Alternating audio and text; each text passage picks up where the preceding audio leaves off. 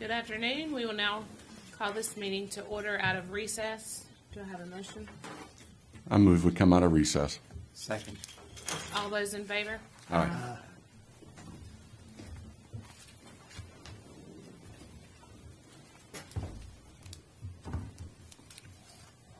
At this time, we will move to appoint two people to the nomination. Yeah. Have a nomination of two people for the planning board. Madam Mayor, I'd like to explain that if you don't mind. Sure.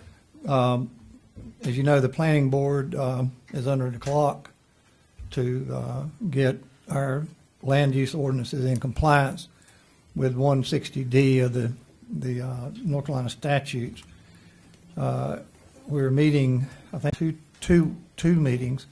Our last meeting, we didn't have a quorum. We had a resignation, and we already had one vacancy.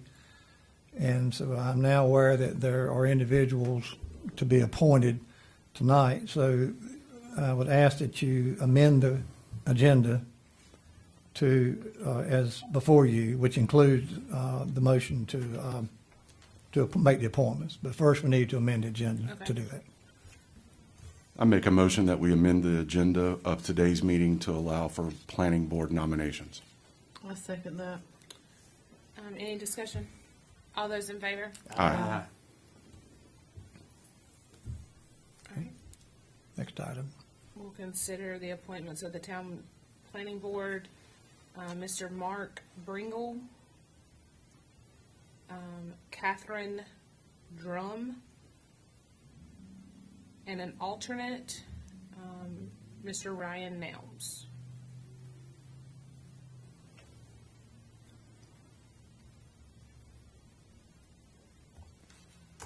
Have a motion? Mayor and Board, I make a motion that we consider the appointments of Mr. Mark Bringle, Ms. Catherine Drum, and Mr. Ryan Nelms to the Planning Board of the Town of Landis, with Mr. Bringle and Mrs. Drum serving in full capacity, with Mr. Nelms serving as alternate. I'll second. Any discussion? All those in favor? Aye. We will now move to you for the work All session. right. Thank you, Madam Mayor, members of the board. You know, I've been asked, is this a budget workshop or a retreat or just a work session? And it could be parts of all of that. I think it's a little premature to be considered what you would normally call a budget workshop.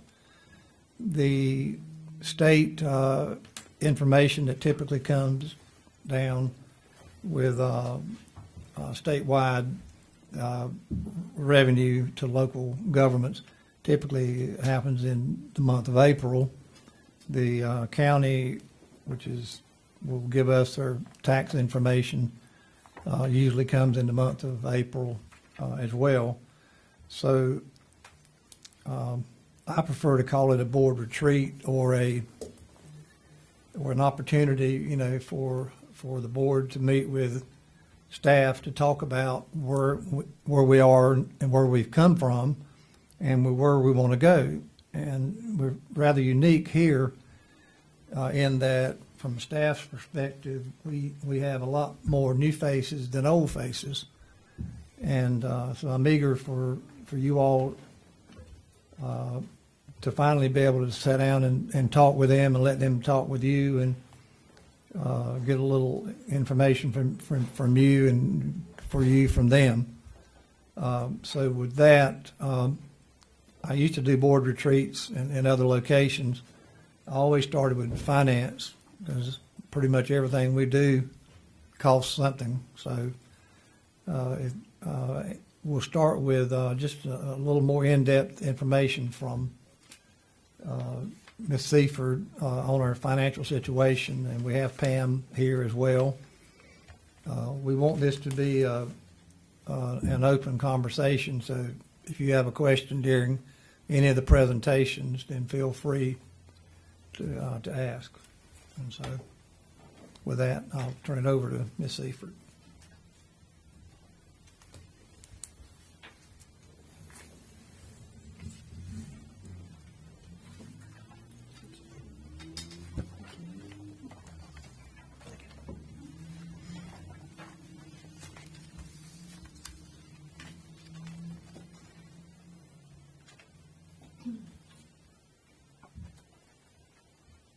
Thank you, Madam Mayor and Board, for the opportunity to come to you and talk to you just a little bit about where we are, where we've come from. It was my understanding that we didn't want to spend a lot of time diving deep into specific numbers today. So I want to just talk to you at a pretty high level and spend a little bit of time on some numbers, but not get too deep into that until our first budget session. So to start out with, I want to talk a little bit about where we came from. And to do that, I have to say that I think the biggest thing that has made a difference to us has been our team. The team has changed considerably since I started in September of 2019, and it has changed dramatically since that time. It makes all the difference in the atmosphere. It makes a huge difference in what we're able to accomplish. Very fortunate to have a team that works well together. Today was cutoff day for our utilities, and I think it went smoother than I've ever seen it go. So it was really nice to see that happening. Our people pull together. Nobody's caught up in what their specific job title is and what their responsibilities are. We all just pitch in and do what we have to do to make sure that everything gets done that needs to be done. Since I have been here, Janine McMillan, Pam Dubois, Amber Levi, and Rebecca Powell have been hired. It also has helped to have a few more bodies. Amber does not really have a huge impact to the finance area, but she does because prior to that, the finance area was doing our personnel, and that meant that we had less time to do finance. So Amber has been a godsend in being able to do the human resources, have the expertise in that, and free us up to do what we are more comfortable with doing. Rebecca will speak a little bit later and talk to you about what she's doing in the utility area, but I would say that she has already made things way more efficient. From a financial perspective, that means that I'm excited about being able to do debt set-off on a more regular basis, which should allow us to then get revenues in and bring down our accounts receivable number. For example, debt set-off had not been filed since 2017 until this past summer, and we got that filed. And because that was filed, this time of year is when you get in more debt set-off than any other time of year, because the way debt set-off works is if you have an outstanding bill when you leave the town of Landis, we can then submit that to the Department of Revenue, who says, okay, when someone should be getting a tax refund, we can take a portion of that and send it back to the people that they owe money to the governments that they owe money to. And so last week we received a check for $15,000. Those won't continue every 2 weeks indefinitely, but during tax season those will be nice, healthy numbers, and we're excited to see that money coming in. The other thing that we've concentrated on since I've been here is process change. We have gone from, when I first got here, we didn't have a schedule for accounts payable. We just hoped we got the bills paid on time, and lots of times we had late fees, and we just paid those late fees. So now we run an accounts payable run every week. We have a monthly calendar that tells us who should be paid monthly, so we make sure at the end of the month that we've hit all those people, and we aren't paying late fees any longer. So we are saving some money that way.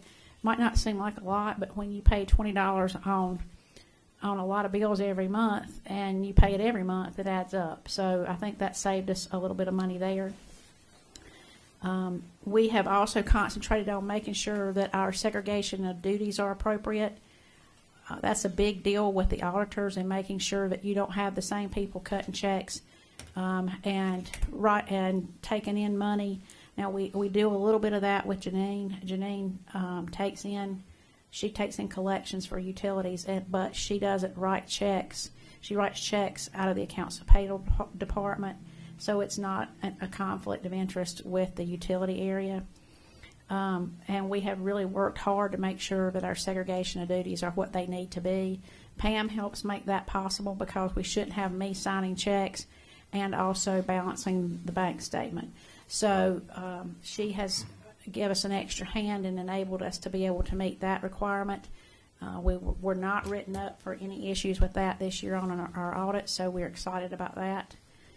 We were able to bring accounting back in-house, and that was a big step for us. It causes us to be more accountable.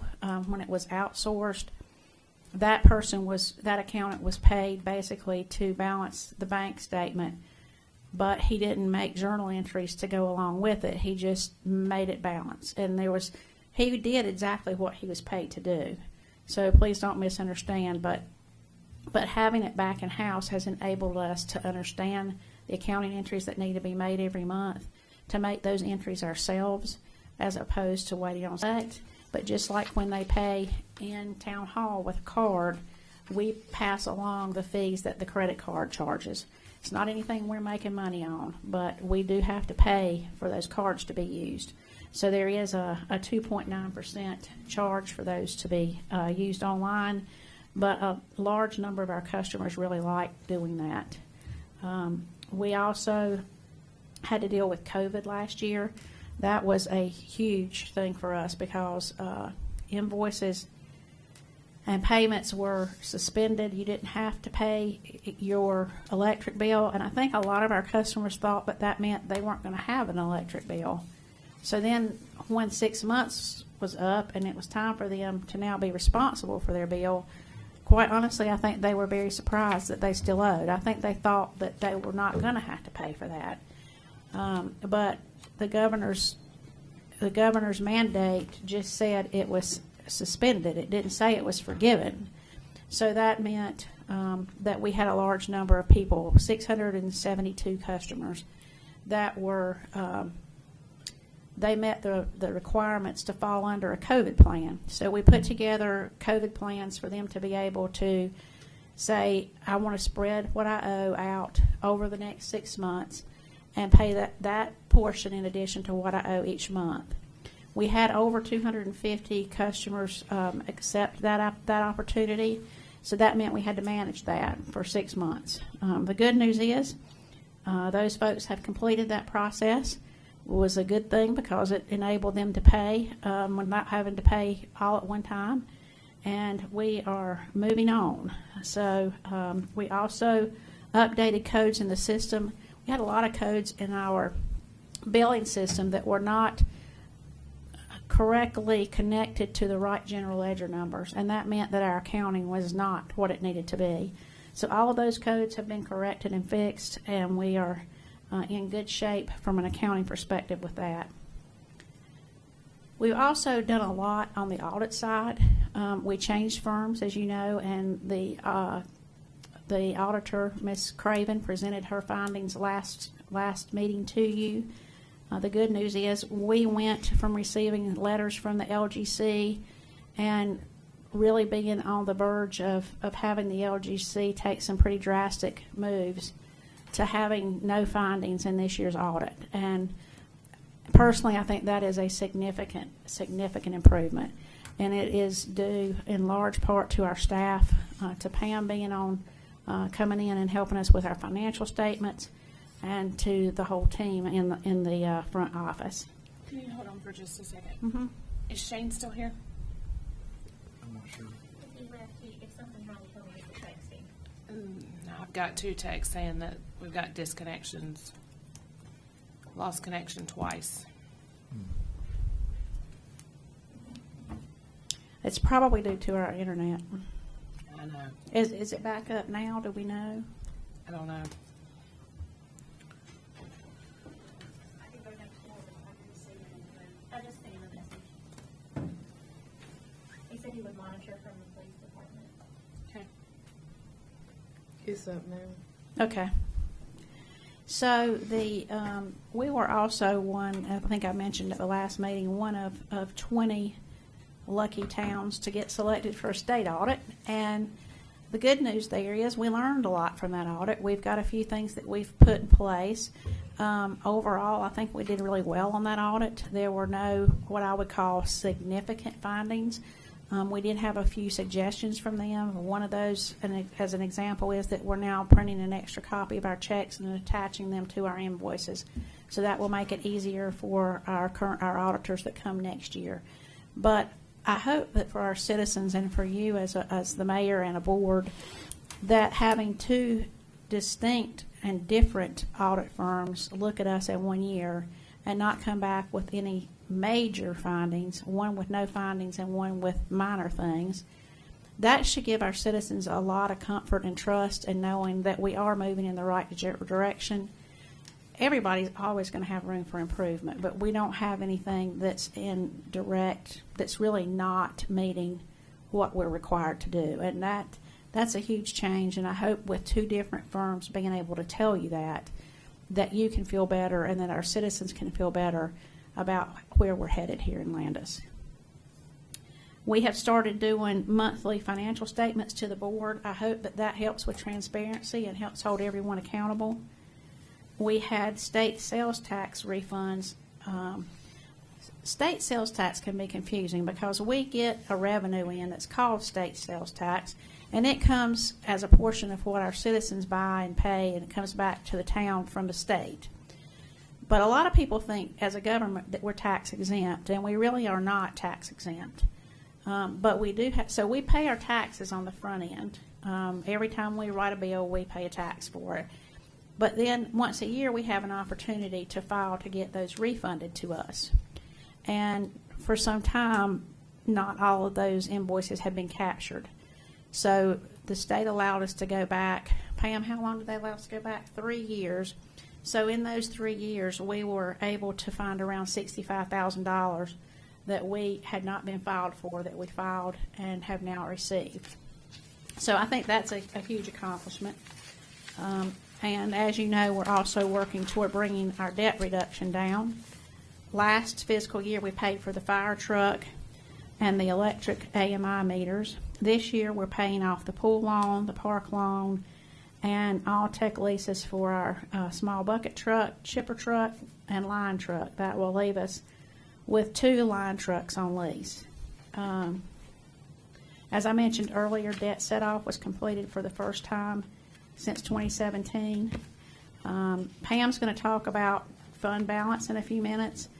Your last page with your attachment gives you a little more detail on this is the one place that I did want to give you some numbers, because I think where we are from a debt perspective is still really important. Do you have a question? Oh, no. Oh, you look like you were going to ask, so I didn't want to interrupt. Sorry. No, that's okay. The green section are things that we've already paid off this year, and then the following things will be coming up. But that will tell you kind of where we are and what we have left, which we've still got a ways to go, but we're making a dent in it, and we'll be talking more about that as we get into our budget retreat. But I wanted to just give you an opportunity to have that information and see that our total outstanding debt is really close to $6 million. So now that we've talked about where we came from, I want to spend just a couple of minutes talking about where we're going and what our upcoming goals are as a town front office team. We're working on a new website, and I don't know how much Amber's going to talk about that, so I don't want to steal her thunder, but it is going to be really exciting, and I hope our citizens are going to be thrilled to see that come. It'll be more user-friendly. It'll be easier to find things, and we will have a highly interactive utility services area. I am also committing to you today that we will have finance and purchasing policies by the end of next fiscal year. We're working on that kind of across the board, and I'm sure other departments will be talking about policies that they're working on.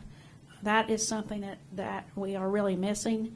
It could be that they were here somewhere, but we could not find them, so we're just going to do them from the scratch and get them in place before the end of next fiscal year. We also have hired a new IT group that you guys approved a budget amendment for a couple of months ago. That's going to help a lot with what some of you are experiencing as you're trying to watch today. It will take a little bit of time because we have to find the right platform to be able to support our internet. Our internet connection, you think if you're at your house, it's just easy. I just switch from one service provider to another service provider. But our AMI meters require that we have a certain type of service to be able to pull our readings across every month. And that allows us to not have to have meter readers out in the field, actually going out and reading people's electric meters and water meters. So VC3, who is our technology team, is working on finding us a provider that will be able to give us stable internet service and at the same time support our AMI program. So that's coming, but it's probably going to be a couple of months, to be honest with you. At the same time, they are providing us with a program that puts us on a what we pay each month will include recycling our computers as they need to be recycled, which means we don't have to worry about the debt that would come for buying those all at one time, and it will allow them to just come in and change them out when they've reached the end of their useful life. I think that'll be a really good thing, and it means that our budget stays flat, which it makes it a lot easier to know what we're planning, and I think it also means that we don't really have enough IT to say we need one whole employee, and to get the quality that you need, you're not going to find a part-time person that's going to be able to do that, so we really needed to outsource that. I think over the long haul, this saves us money. That's really kind of where we've come from. Some of the things we're looking at for where we're going. Pam's going to talk to you a few minutes about fund balance. And I wanted to see if you had any more questions on the finance area. I just have a general question. On the last page in the annual debt payments, are those monthly, on the next payment amounts beside the rate, are those monthly payments just annualized? Most of or are those- those those are- annual one-time payments? If you look at the top, the ones in the first section for F&M, USDA, and North Carolina DEQ, those are all annual payments. Okay. And includes your principal and interest. The monthly payments for Bank OZK are then reflected as well, and you'll see the $101,395.30. Thank goodness that's not a monthly payment, but it is our next monthly payment because that's when the pool Okay. is the balloon at the I end just is wanted to due. confirm I was Okay. Yeah. looking at that correctly. Yes, and then the all-tel ones are also those are monthly as well. That will be your total for March through June. So that's 4 months of those. Thank you. Any other questions? Pam, you'll talk just a minute about fund balance. And anything else you want to talk about?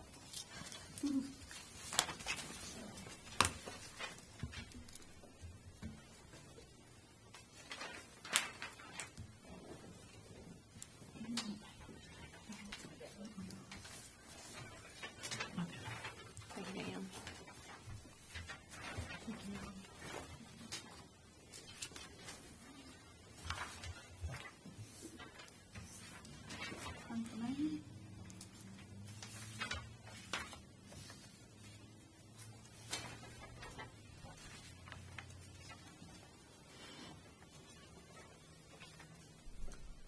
Good afternoon. So I got the exciting topic of fund balance. Fund balance is basically your savings account. That's the way I've usually explained it over the years of the career that I had with Cabarrus County.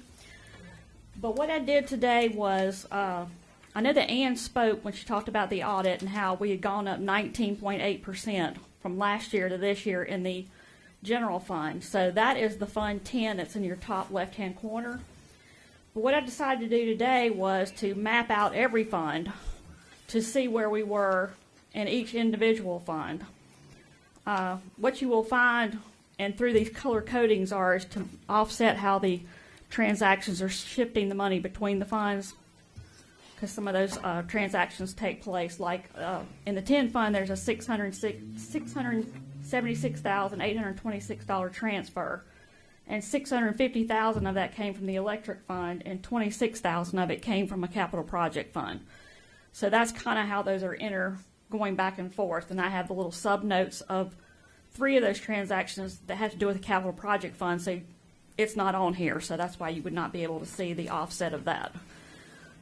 When you're looking at the water fund, it went up 61.53% from 19 to 20. Part of that is due to, there was a USDA reserve on the water fund and the sewer fund that was not required.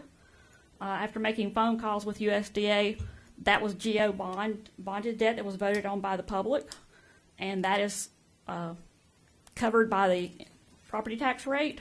So no reserve was required, so we released those reserves. So that is part of the reason why that changed. The 23 fund is your stormwater fund, and it just kind of varies depending on the expenditures. It's a relatively flat rate of revenue coming in every year, but depending on what the expenditures are, and it has no transfers back and forth. What Diane I found interesting today was the sewer fund, which has been having some significant problems, and it appears that it started around 2016. 2016, it had unrestricted cash of $17,000, and the next year it went to negative 180, negative 508, negative 420, and negative 266.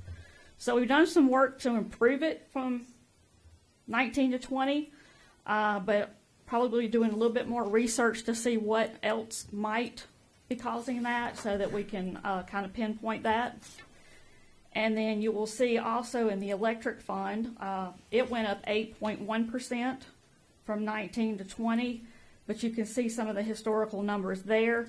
The expenditures are relatively within each other, year to year within the same amount of money, so it's not horrifically offset there, but so that, that fund is doing relatively well too. But I thought it would be nice for you to get an idea of, and this is as far back as I could find for the audits, so there might be some more in the safe, but this is the best I could do, is to go back to 2012. And if we find any more, we can provide you with some more information. But I think this is beneficial to the board, that you can now see what's been happening over the years when you put it all together instead of just looking at one particular year, so that you can get an idea of a historical pattern. To add just a few more comments to what Diane had said, since I came on board, we worked through a lot of the processes and procedures. One of the biggest things from the outsider looking in, which that would be me, a lot of the things when you had the service outside, they would do the journal entries but wouldn't come back to the staff and tell them what they fixed. So that same mistake happened month after month after month. After spending a little bit of time learning the systems, we learned to fix the mistakes, and then they stopped happening. So to give you an idea, I'd say within the last couple of months, I may have 10 or 15 utility adjustments, and I might have 2 now. So a lot of things like that have changed, and it has made things a lot more efficient. And then when you understand accounts payable and how to post it and put it into the ledger and balance it, it helps in the bank reconciliation process. So we are becoming much more efficient when we understand the transactions and we post them on a timely basis, to coming back to being able to reconcile a lot quicker and not spending as much time on a mistake that continues month after month. And having the conversation with the previous firm that did the bookkeeping, his comment was, I was paid to post the information. And I understand that, but having it in-house, it became an education of going back between the staff and saying, well, exactly what does this mean, and can we fix this? So that's made significant impacts on those. So if you have any questions about the fund balance and how they're looking, or the retained earnings in the enterprise funds, but we can continue to provide historical data to give you an idea of how things are going. We couldn't find anything like this anywhere, so this was kind of starting to pull some stuff together to give you an idea of. Can you just name the funds for it? Fund 10 is? Fund 10 is the general fund. Fund 20 is the water fund. Oh, I didn't see that. Yeah. I was looking Just look under. at, yeah. I was looking under the general total expense. Okay. Never Yeah, mind. if you You're go to good. the last column in every block, I you'll it see now. the word general fund, water, sewer, I stormwater, see sewer, it. and electric. That's my fault. I didn't quite put them maybe in the most obvious place, but I tried to put them out there so you could see them. So one of the things I'd like to expand on a little bit from what Pam was saying, she's exactly right in that when we brought it back in-house, we're not making those same mistakes. But we also had a very process-driven kind of environment where you get a lot of those, well, this is how we've always done it. We do this every single month, and it's very process driven. Pam has done a fantastic job of educating the rest of our staff, not on just you do the process, but why you do it and what difference it does and makes and what does it do when you do this. So that now they actually come and ask a question because they understand what it's doing. And if they see something that looks odd, they say, well, this just doesn't look quite right. Do you think we're doing it right? That is a huge step to have a staff that's engaged and at a point where they are able to actually learn the intricacies and what really is happening within the system and what decisions that they are making, how that impacts what we're doing, so that we're not just doing a rote process. And I think it's made a significant difference. I would concur definitely. The conversations that have been had with staff, why they do what they do, and what's the outcome and what we're looking for has made a huge difference. Kind of crossing between utilities and finance, I think, was the biggest area. And I'm sure that Rebecca will give you some more great changes that have been going on in that area. And I can tell you from the bank reconciliation process, I am thrilled. Difference. If you don't have any questions, thank you very much. Thank you. Thank you. Plenty of questions, just not right time. This is the takeoff strip, so I'll have some questions, but I'll table those until later. All right. It would be good if Rebecca were here now, She is. well, then it's good. Enough said. I thought she was still over in the collection side, so. Yeah. Hello, everybody. Nice to see you again. As Diane was saying, there is a lot to look forward to and a lot that we've already actually gotten accomplished. I did not start that long ago, just back in December 9th, and in the last couple of months, through the help of all of the guys that work in electrical and water, we've managed to get all of the AMI meters that could be out in the field, and reading at a high 100% rate of return, where I'm able to see information very, very quickly. All of these things make everything I do run smoothly. So the fact that the AMI meters are working, they're working at a high return rate, that if there's a problem, we know it instantly, because the way that new system that I presented to you last week, analytics, works is that I can look at it every single day and it shows me if there's any kind of a problem or if something's not coming through properly within minutes. Sometimes with water it's longer, within hours, but with electricity it's within minutes. Usually if there's a problem, you see it very, very quickly. Without having their dedication towards changing out those meters and finding out what the problems were with some of the older meters that were not able to be changed out before, we're working towards that now. There was plenty of meters here in Landis that are A-based meters, or meters that are connected to the house that are not able to be the AMI ones that we've purchased and moved forward towards. So our goal is really to try and encourage, and as people get their meters changed out or their house electricity changed out, to be able to have those, they'll see a lot more efficiency coming through and a lot more information. They'll be able to participate in our new portal that'll be coming as well. About how many homes? Go ahead. Sorry. About how many homes do not have them? 40. There's 40 A-base meters out there. There is a handful of homes that have an older style meter, not a lot of them. Are they their older style? Older style meter, because the home, the box heats up too much to have the AMI style. And so if we go to replace that out, it'll open the meter back up over and over. So we really need for the homeowners to step in and update and upgrade their property. And that's a hard thing. So you would say those are the 40 houses? The 40 are the A-based. There's Okay. only a handful that have the older style meters still in them. Okay. But we're definitely moving forward. Every time the guys go out to change out meters, they're putting in a new AMI meter. And I'm able to see it within a day, come right into the system and have it play out properly. Okay.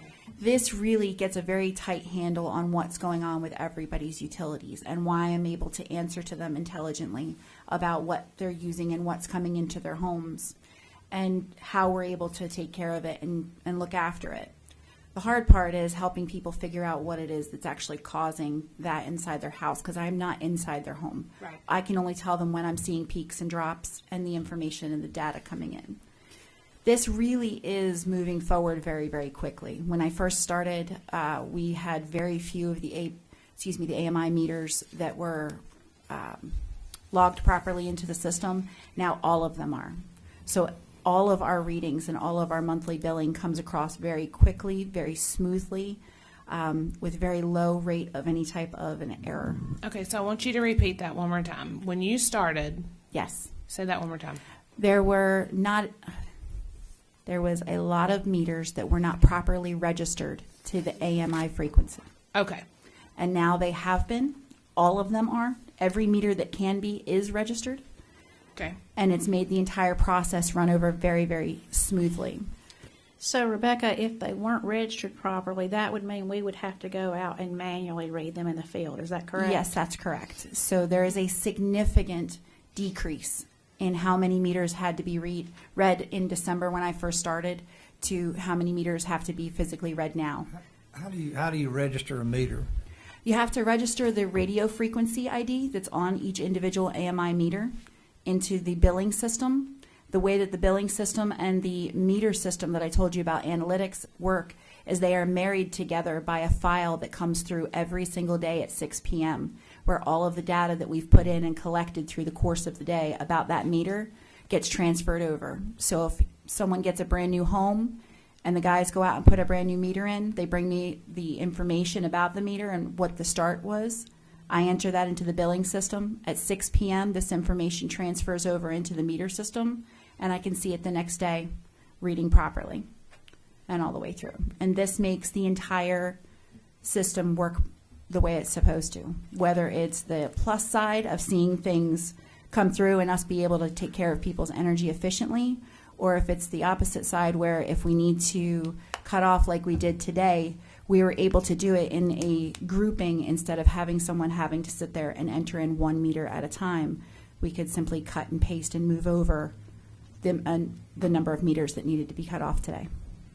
So at one point, we probably had an electrical staff member, a water staff member, and then a street crew person spending 2 or 3 days a month Yes. doing readings. Yes. And now they do it in Half a day.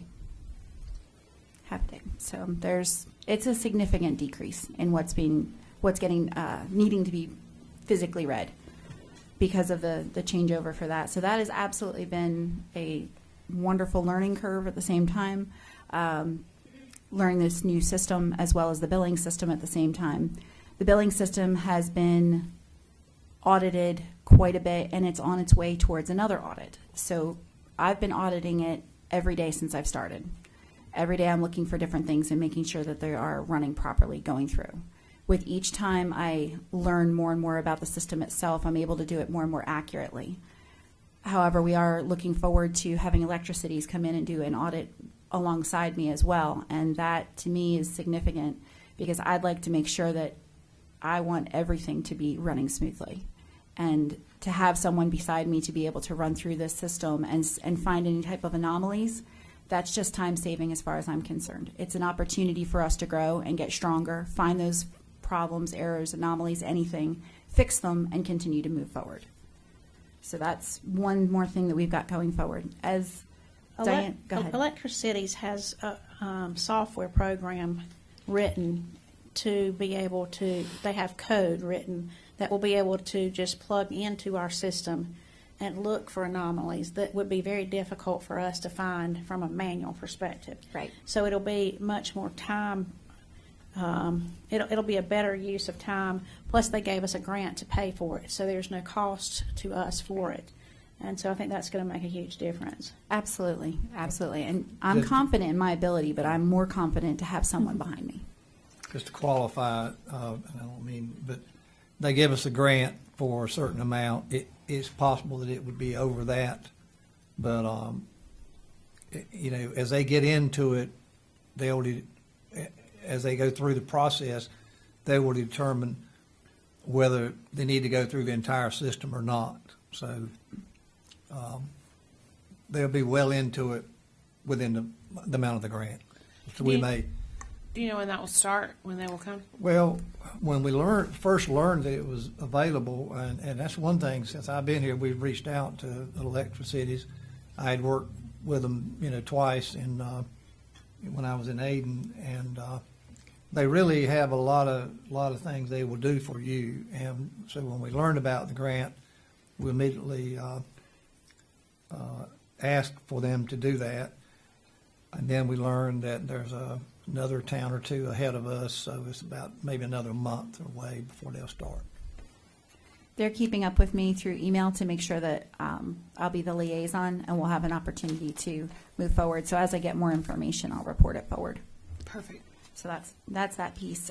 With the IT company that we recently brought in, they've also brought in technology and programming that will help me to revise and implement a policy and procedure book for utility services based off of the rulings that were decided by all of you here in these rooms. So based off of those decisions through the budget reporting and the information that you've already made available to the public, balanced with what's considered common procedures, we'll be pulling together a policy and procedure book that will be very user-friendly so that the general public will have a general idea of what our methods are for each process, whether it has to do with water, electricity, sewer, across the board. Something that's a little bit more stable, something that's more consistent, and something that is tangible.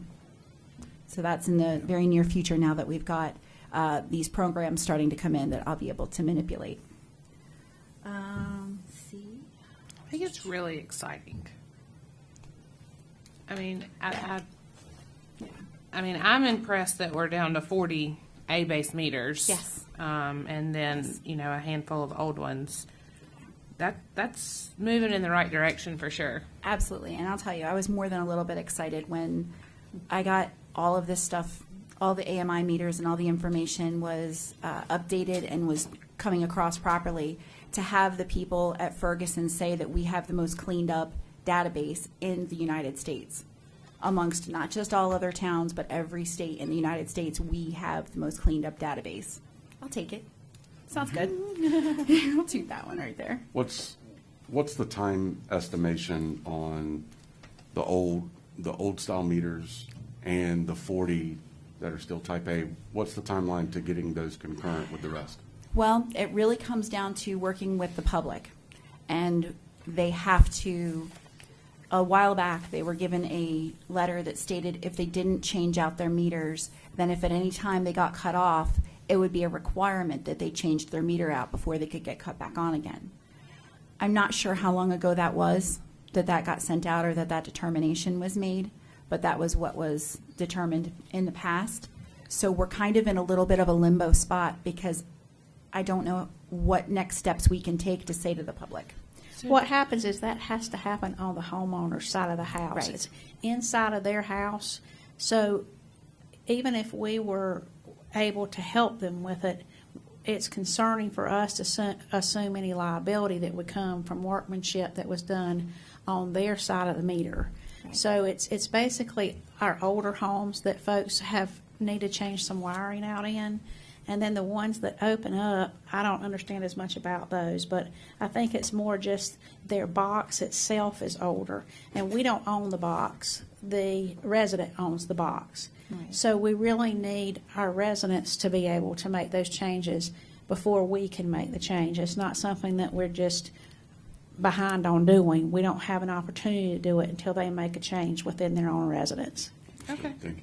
Any and all meters that could be changed out to AMI to this date have been changed out to AMI. So that's definitely good. And you don't know when they were last contacted about this? I don't know when that letter was sent out. I'm only aware of it. Is that something we can look into? It was way before, I think it was years ago. I remember 3 years ago, all this discussion was about this, but whether an ordinance ever got passed, I don't remember. Gotcha. I remember talking about the homeowners gonna have to change that. We can't go onto their property. That's correct. But it was talked about also that their power got cut off, then they wouldn't get cut back on. And again, I don't know the legalities of that. Right. And a lot I of do new too. homeowners. I remember it. I remember Yeah. hearing that in a board meeting. Yes. That I was sitting in as a citizen. Mm-hmm. And when they were talking about that, the 40 that you're talking about, the meter bases won't accept the new meters. That's Right. correct. And it's not the town's responsibility, it's the homeowner's responsibility. Yes, And sir. the people said, well, we're not gonna do it. Right. And then the town said, well, if it ever gets cut off, it's like your mailbox. Yep. If you change residence in Landis, your mailbox has to go out to the street. Yep. Mailman don't go to the door no more. But I'm And assuming, It may be in the minutes, may not. That's true. I'm assuming it has to do with the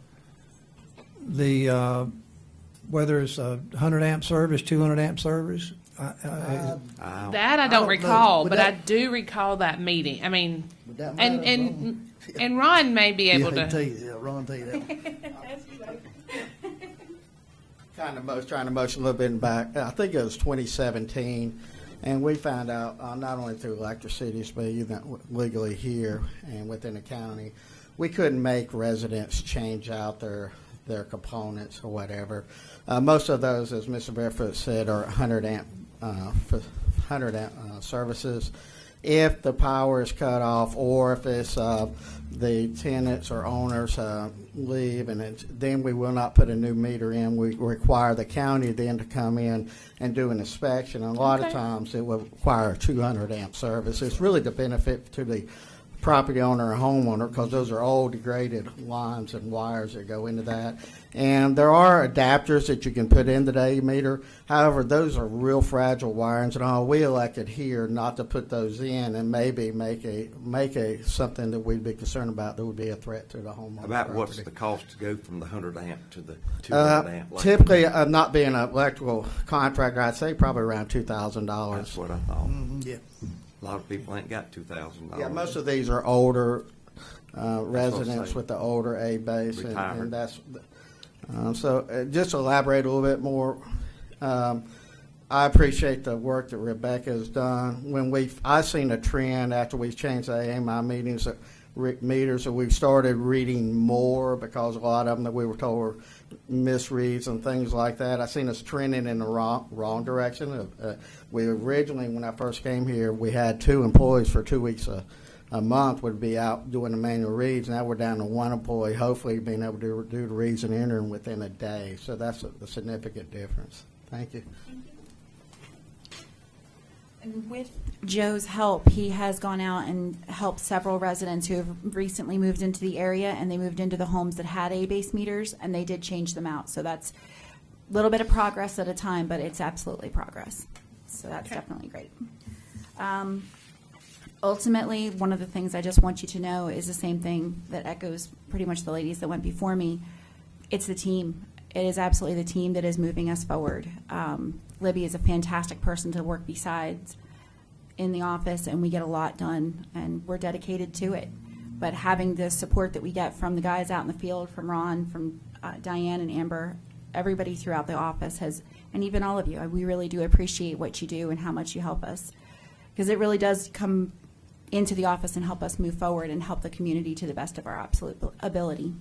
Having the opportunity into the future to know that we've got a website coming that's going to link to our customer portal that's coming, having the opportunity to know that all of our billing is going to be audited, not just by me, but also audited by electricities in the future, the near future. All these things are exciting, and they're all just about to happen.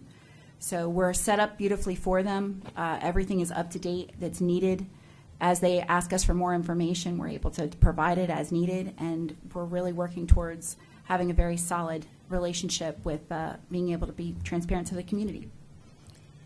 While we have Rebecca here, I want us to address this issue today. And it's my understanding from talking to Rebecca in the past, the cutoff day would be moved from day. There would be a pronounced cutoff day, and they didn't go forward and do cutoffs. So the public, I think, just made the assumption that, when you will just come on in. So we tried to clear that up, and we've published all our cutoff dates for the year. I think they're on the bill. They're on several different locations. And that means at 8 o'clock this morning, and this is the very same thing we did in the city of Sanford, is you have to have a cutoff time. And for us, it's 8 o'clock on the morning of the cutoff day. And I know we put on to remind people that some people say, well, when can I come in? We're open, but we're open to allow you to pay. But it is cutoff day, effective 8 o'clock on this morning. And every published date.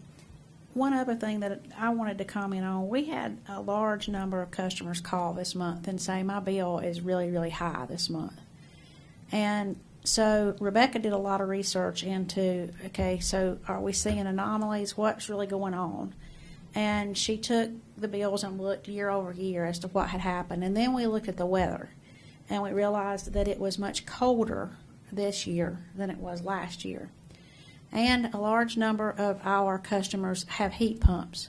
And heat pumps are extremely efficient until it gets really cold. And you also have to know how to use your heat pump. So if you accidentally flip on the emergency heat strips, it is extremely expensive. So I would encourage our customers, we have put out on our website, I think it's out there already, I think Janine's put them out there. I believe so. We have some links on how to make how to make sure you know how to use your heat pump and how to make it as efficient as it can be. And I those, think we shared it on Friday. Yeah. Janine put it out, and then I shared it to the other Landis Facebook. so I would just encourage everybody to take advantage of those links or to do some research on your own. To try and make your system as efficient as it can be, change your filters, make sure that your emergency heat is not accidentally on, but it's only coming on when it's really, really cold and has to be, because it doesn't take long for that to make a significant difference in your bill. So I'm hopeful as the temperature's getting a little bit milder that we won't see that quite so much next month. But again, thank you to Rebecca for taking the initiative to go out there and try and find a way to help our customers lower their bills. Thank you. Absolutely. Any questions? So before you leave, with the improvements to the technology and the interfaces that folks are going to have Yes. accessibility to, for those folks that say, well, I don't look at a bill, so I didn't realize I was behind, or I didn't realize disconnect day was there. Is there text notifications or SMS functions that could go out and say, hey, you're late, There or will be. extra reminders? There will be with the new technology. If they will register with the new technology, then there is text messages and emails that will go out with that. Outside of that, it's really just the billing. However, with people that are not as comfortable using technology, your bill is your invoice of what you've used and what you need to pay for. And if you have questions to that invoice, Libby and I are there. We're readily available to talk you through it, figure it out, and walk one step at a time with you to make sure that if there's any questions or needs, we're still that human person. So although we will have these interfaces and this technology, for those folks who do not feel as comfortable with that, we're still the people in the office that are willing to take that time and walk with you through it. Aside from the newer technology, that is what would be provided. From a system standpoint, since you've been here only a few months ago, what's a percentage of fallacies, of system failures that you've noted, if any? Like, can our system be tweaked to the detriment of a consumer? No, absolutely not. The only problem I've had with any kind of inconsistency has been the internet. When it comes to the bringing over the AMI information, that all comes over very clearly, very consistently. It all has a very high return rate. It looks really good. I can check it at any time, and at any time I need to, the guys will go out and check the meter to see if it matches what I'm getting. Sure. So we're able to do those checks and balances just to make sure that we're looking at the same information, not just what we see the text says, but to make sure that our human eyes get an opportunity to balance it, make sure it's right. So for some of the major complaints of high utilization that are getting a lot of social media Right. communication, those instances have been isolated to a consumer's own fault or deficiencies in utilization or using Yes. emergency heat, for example? Absolutely. And almost everybody that I have talked to that has called in and had a frustration about a very high bill, I've had the opportunity to walk with them through it and try and figure out, okay, well, this is what's going on and this is when it's going on. And take a look at it. What do you have your settings set to? Which is why I started pulling up the information to put out publicly about how to use a heat pump, how to use electric heat, whether electric heat's better for you or gas is better for you. All these different opportunities to look at what's going to be the most energy efficient for your home, because no two homes are the same. Even though someone can say, but there's only 2 of us living here. Okay, well, that can be 2 different people. If you look at my 2 daughters, they're teenagers. I have one daughter who is very energy efficient. She's very low maintenance. She's very easy. And I have another one that takes 2 showers a day, blow dries her hair, flat irons it, and makes sure that she's cute.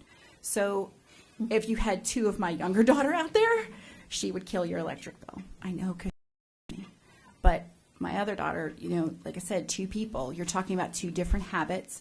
You can't do apples to apples or oranges to oranges. What are you using? What are your appliances pulling in? Are you maintaining your appliances? Are you maintaining your filters? Are you taking care of the home enough to make sure that you're doing what you can do on your side to keep the bills in check? And then if there is a problem, like a leak with water or your energy bill is really high, we had one gentleman who his water heater blew up. And because of that, it took a surge of power and it raised his bill with water quite a lot. 2 churches in our community decided to donate and make sure that it went to somebody that had an instance happen to them that was out of their control. And that's where it went. So yes, those types of things are going to be preventable if you have the opportunity to maintenance it all the time. But life happens too. And it's good to know that this community is willing to step up and support itself and help each other too. So there's a lot of aspects to Landis. It's pretty interesting, to be honest with you.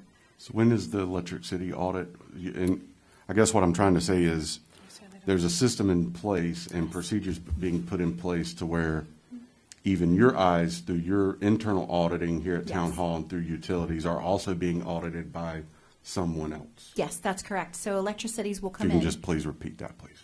Absolutely. Electricities will come back in and they will audit over top of mine. They'll be able to go into our software and see if there's any anomalies, any errors, any problems, any exceptions that need to be looked at, tweaked, or taken care of. My understanding through speaking to Mr. Barefoot and the gentleman who told us about this audit is it tends to pay for itself by being able to find things that we wouldn't have necessarily looked for. To my knowledge so far, I've been very successful at using these systems that we have in place so far, and I found quite a bit just by making sure that the correct information is in every single account. Thank you very much. You're I welcome. got 2 quick questions. Sure. First one, on the new meters, Yes. if you have, for whatever reason, a cutoff, somebody sells, buys a house, tenant moves out, do you cut the power off and on from here? I can, but I do not. But I mean, that could be done. Absolutely. So somebody don't physically have to go out and do it. That's correct. Okay. Next question is, if for whatever reason somebody were to pull a meter, tampering, whatever. Yes. Can you tell that? Absolutely. Have you seen any of it? I have. Yeah, okay. That's good to know. There are alarms that go off. Even when the guys change a meter out, Yeah. the alarm will go off on that account to let me know that there's been tampering, even though it's us that have They put in don't, the tampering. they don't tell you, you still know it. Correct. Yeah, okay. That's right. Rebecca has done an excellent job in just looking at processes and improving upon processes. And it's fair to say that, I don't know how far back it's been going on, but there's not been enough attention paid when they set up an account, for the builder to come in and be, get his water on. Well, they also, when you do that, the sewer's on. And so we've actually found situations where the sewer bill didn't begin. And she discovered that through an audit. And so we've had to correct some situations like that. So I really, she's done a lot of good work in the last couple of months. And we're glad to have her and keep on going. So. Thank you, I sir. got one more, something Mr. Barefoot just mentioned. He said builders. This may Yes. be a Ron question. If temporary service is put in, does our AMI meter go in there immediately? Yes. So, okay, so we don't even have to send somebody to a building project. That's right. So when they transfer that over and That make it meter a comes out permanent to the meter, house. Right, okay. it goes into the house. So the temporary meter turns into the permanent meter, and the paperwork is filed in by Joe and the guys, and then we make sure it gets processed properly into the system. To the correct person. Mm-hmm. So I also wanted to take just a minute and thank our citizens, because we have had, probably in the last 3 or 4 months, 2 or 3 churches and a number of private citizens that have come in and said, you know, we really have been fortunate during the COVID situation, and our employment hasn't been impacted, and we know a lot of people's has, and we would like to help. And so they just come in and say, can I write you a check? And so what we try and do there is randomly look at those people who are falling between the cracks, that maybe don't qualify for some of the government help for whatever reason. You know, maybe they've just recently been unemployed and their numbers were too high prior to that, or maybe they, there's lots of reasons that people would just fall through the cracks. And so we try and find those people who really need some assistance. They've had a water heater blow up or something like that, and distribute those among as many of our citizens as we can. But I just wanted to say thank you to those citizens who've really had a heart for those around them and made a difference in a lot of people's lives by making a contribution. Absolutely. And we have logged all of the people who have been given the money, as well as who have donated the money, so that we have a constant accounting of where it's been going. However, it has been really special to see how many people are willing to help out someone else without needing to know who they were. It's been great. Thank you so much. Thank you. You've done a great job. Take a break. I don't know that we can stop the video. We won't stop the video. We will take 5 minutes for people to get some water, use the restroom, and we'll resume in just a moment.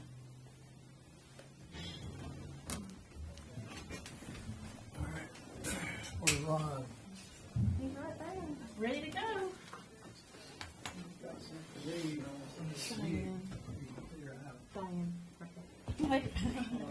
My ears are plugged up on one side of the plow, and now I can't tell which direction it's coming from.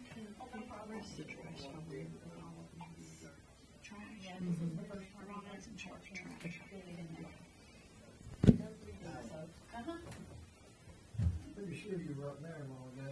I was, and then I needed an outlet. We'll make sure I brought one of my guys when I sprang back there.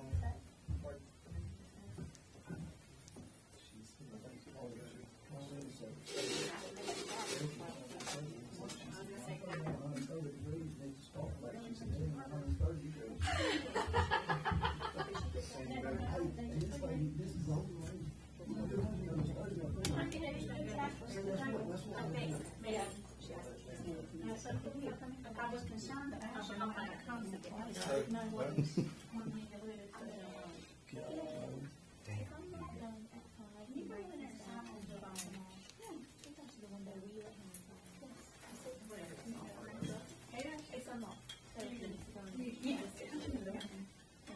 Well, you can sign all on mine, because I'm signed on your computer. So if you want to go to my computer, it's already on. Yeah, yeah.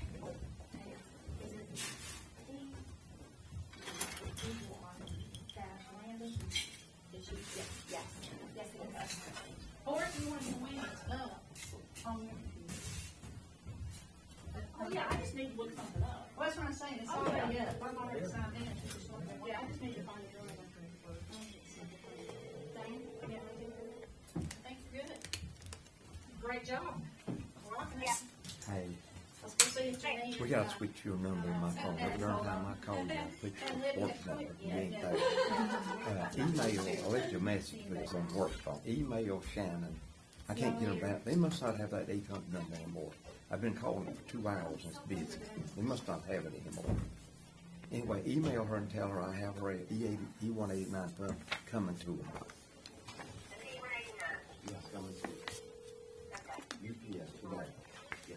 Ron, all that stuff's for the house. I just put your mic off for this conversation with me. Was it still on? The in-house cuts is. It wouldn't be no different from these other conversations. No, I look here because they've arrived.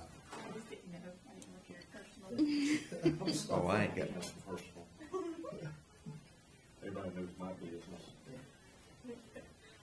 No, it has arrived. Everybody who did that first day, some of it came and then 2 or 3 things didn't, and it came later. But the cuts are for the maintenance office, this one's for the house. Yeah, that's all right. Thank you. All right, bye. You welcome, bye. I think that keeps you from just totally cutting it off. But it won't, this thing will. It must be open, huh?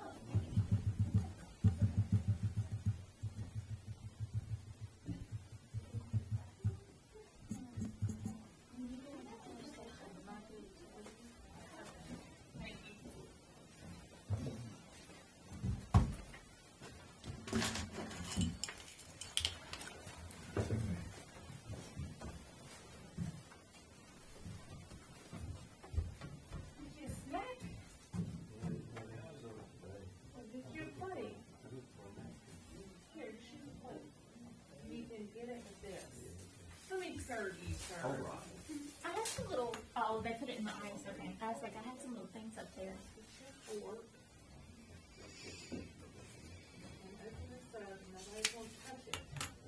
How many you want? Now, these are apples and those are cherries. You want one of those? Right there. I didn't touch it. I understand. No COVID passing here, sir. Hey, I ain't worried about it.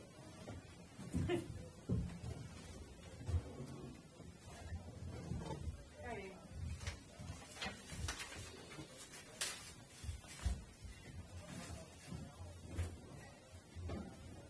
I went to Porky's and got me a open face country style steak sandwich. Is that good? Oh, yeah. It's always good, yeah. You eat there? Brown's is closed on Monday. I eat Brown's over there. Where's that? Glen's, used to be Glen's. Oh, again. I didn't know it was open. Oh, gosh, it's wonderful. Wednesday is. You don't go to String Beans anymore? I wouldn't never set foot in that place. I ain't never been there since he's had. They got some problems, though. Just, yeah. Wednesday's, Thursday's spaghetti, Friday's. Oh, Wednesday's meatloaf. Oh. Best meatloaf I ever ate in my life. Really? My daddy loves meatloaf. Brown's place used to be Glen's again. Wednesday's meatloaf, Thursday's spaghetti, Friday's chicken and dumplings. And all 3 of them are the best I ever ate in my life. Oh. Well, now what would Kathy have to say about that? Who cares? What my wife says about anything. Oh, okay. We're still alive. When I bring it home, see, I eat a plate of spaghetti and I bring it home for her. Well, she just, well, guess what? You I eat go it. to the refrigerator, no, to get it, she's already ate it. She's not a chicken dumpling person, though. Her family never ate chicken dumplings. Mine didn't either, but I like it. Really? Oh, yeah. Okay. Can Rebecca come back? Yeah. Can she come back? We'll have a question for her. Absolutely, I'll go get her. I think we're having. Maybe just call her, traffic, pick her up. Yeah, that'd be great. There's no way to cut these totally without holding it up. Yeah, right. That's right. No, they just got to hold it up.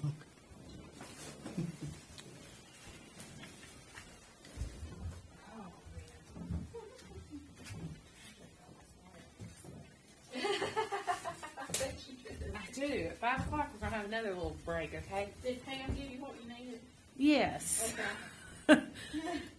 I mean, I was fine. I needed it for the reporter and whoever else was going to use the. Oh, absolutely. We should have that in there. Yeah, yeah, it's a necessity, isn't it? No Oh, TP that- in the bathroom. Too much. There was no toilet paper. I thought you said TV. It's okay. There's no toilet paper. I mean, there wasn't any left. You mean you can't spare a Okay. square? I'll go. Wasn't any squares available?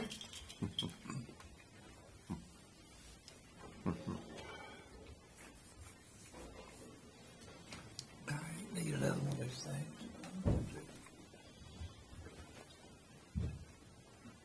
Would anybody like a snack? There are cherry, apple, and donuts. Water, Coke, caffeine-free Coke. Chop House beer at 5. Huh? Chop House beer at 5. Yeah, what time? 5 o'clock. Did you make this reservation? No, you did. I'll call them, put it on your account. I had a filet down there Saturday night. Look, man. Was it? Yeah, man. Mail. You cut it with a knife, plastic knife. Oh, that thing's good. I'm gonna tell you that I ate those pork chops the first time we went. I ain't done them yet. What? Oh. Good, I'll try that next. Were y'all eating? Chop House. I had a filet. I've only been once, but them pork chops were the closest thing to stag and doe that I've had. Were they not actually? I'll Oh. try that. And the sauce. Mm.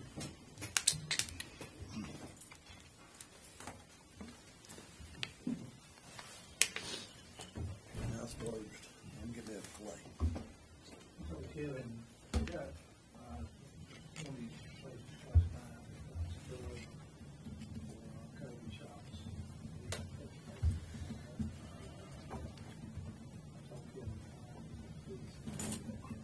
And we've got an application here that's gonna be looked at. Yes, I do. Well, you can actually lay it down there with the. I placed them on the table down there in the fire department because the girl's going to come by here about 5 o'clock and pick up the ones that have already been filled out. Okay. Okay. Just back down here. Yes, please. And let them know if you find more, then they come by here. It's back here in the back. Do you know if we found anybody? Kevin, I told Kevin to do it. We got Rebecca for sure. Yeah. Okay. Well, I'm going to text somebody that I know that wants it. That's fine.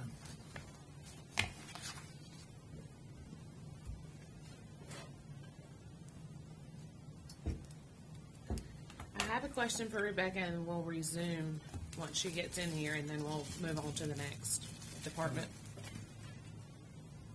Zach's gonna go next because he's got a meeting away. Okay. Get that ice. That's ice.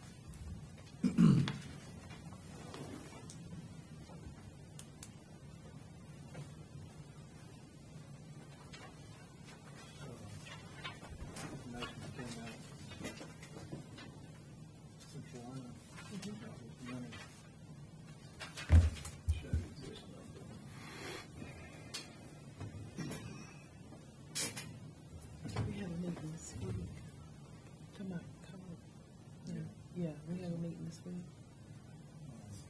17th. I was gonna ask you about some of that information that I got. Had the emergency relief package in it. Coming from, this is what they sent out to me an email saying that we get 600,000. That must be what she's talking about. What I'm talking about is something that was voted on last week. Yeah, but the numbers aren't what I was. See, that's the big numbers, 27 million goes. I know, but hold on just a second. Yes, we're talking about this. Yep. See, the mayor was in a conference call, and he said 900,000. For all together, For us. Well, I'm assuming it's the same program, it's all that's coming from. Now, why would it be less than grant? Population base, But we have more people on grant. this is in 18. They're using 18 million. Central line thing, too.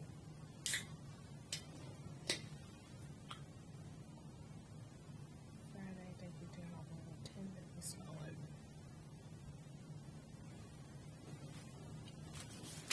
Probably not enough.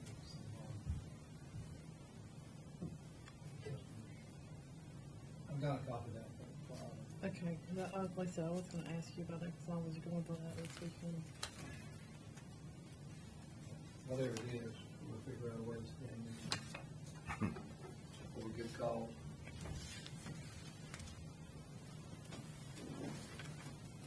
Matter of fact, I was gonna forward that to you. I need to tell you first. I got that over the weekend. Yeah. I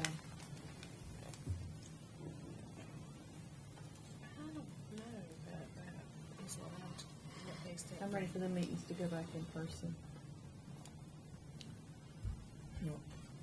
Because Salisbury's not listed. They're getting $27 million. Salisbury's getting 7 million. 70, yeah. 7, yeah. It's in there. I think it's in there. So they're different categories. Grove, Cleveland, East Spencer, Bay.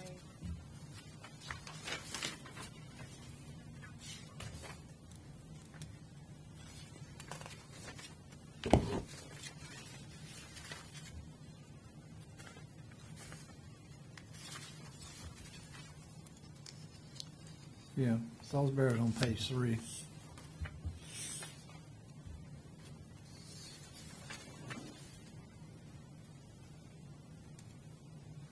Oh, I see Salisbury.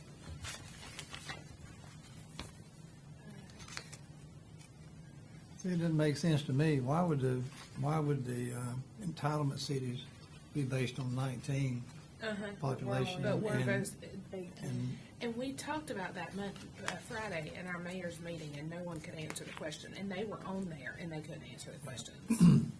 Because it was asked Friday morning.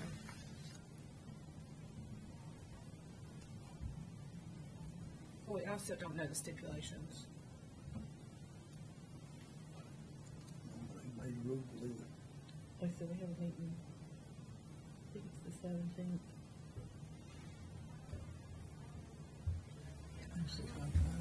Why we know that?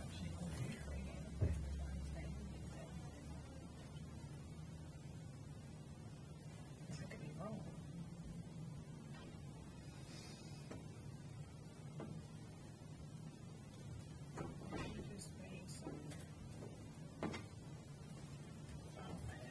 I don't know what's taking time, but we're Well, go ahead and, burning daylight.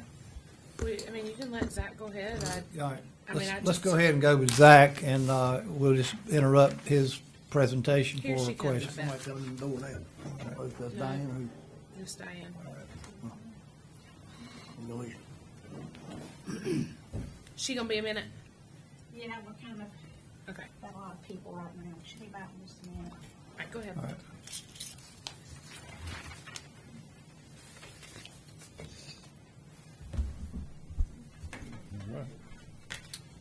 Well, good afternoon. For people watching at home who may not know me, my name is Zach Lachetti. I'm a public safety director here for the town over both the fire and police department.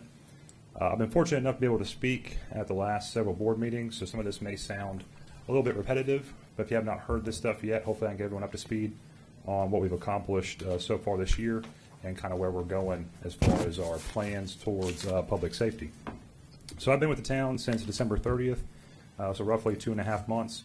I feel like during that time we've been able to accomplish quite a bit, and we'd like to share that with you and kind of foreshadow some things to come and kind of see where we want to take public safety as far as the town of Landis is concerned. Last year, we had roughly over 13,000 calls for service with the police department and over, I want to say, close to 800 calls for service for the fire department. We were definitely on track to meet and exceed those numbers this year, so we know our call volume is staying the same or increasing for different reasons. The opioid crisis and other things definitely necessitate us responding to more calls, the pandemic, more kids at home, more people at home, domestics, things of that nature, inevitably spill over to law enforcement and fire to respond to. So we're staying busy, and we forecast that to continue throughout the rest of the year and into the next budget year. Some different things we've been working on. Some of this stuff may sound repetitive. You may have heard this before, but I'd like to reiterate some of the things we're working towards. We are currently in the process of replacing our existing rifles for the police department. We're going to be doing that to no cost to the agency. We're doing a trade-in, so we're receiving trade credit, and so be able to outfit our officers with more appropriate patrol rifles and the needed accessories and ammunition for that to get that program up and running. That'll be a more appropriate weapon system for the police department. So we're excited to be doing that, new equipment and not having a cost to the town, being able to get rid of surplus and excess equipment that no longer meets our needs. Speaking of surplus equipment, for both departments, fire and police, we've been taking a look at our equipment, looking at what our expenditures are, what our costs are, and how we can minimize those. So we've been able to surplus several pieces of equipment, mainly some vehicles that weren't being driven on a daily basis and have reached their end of use for the town.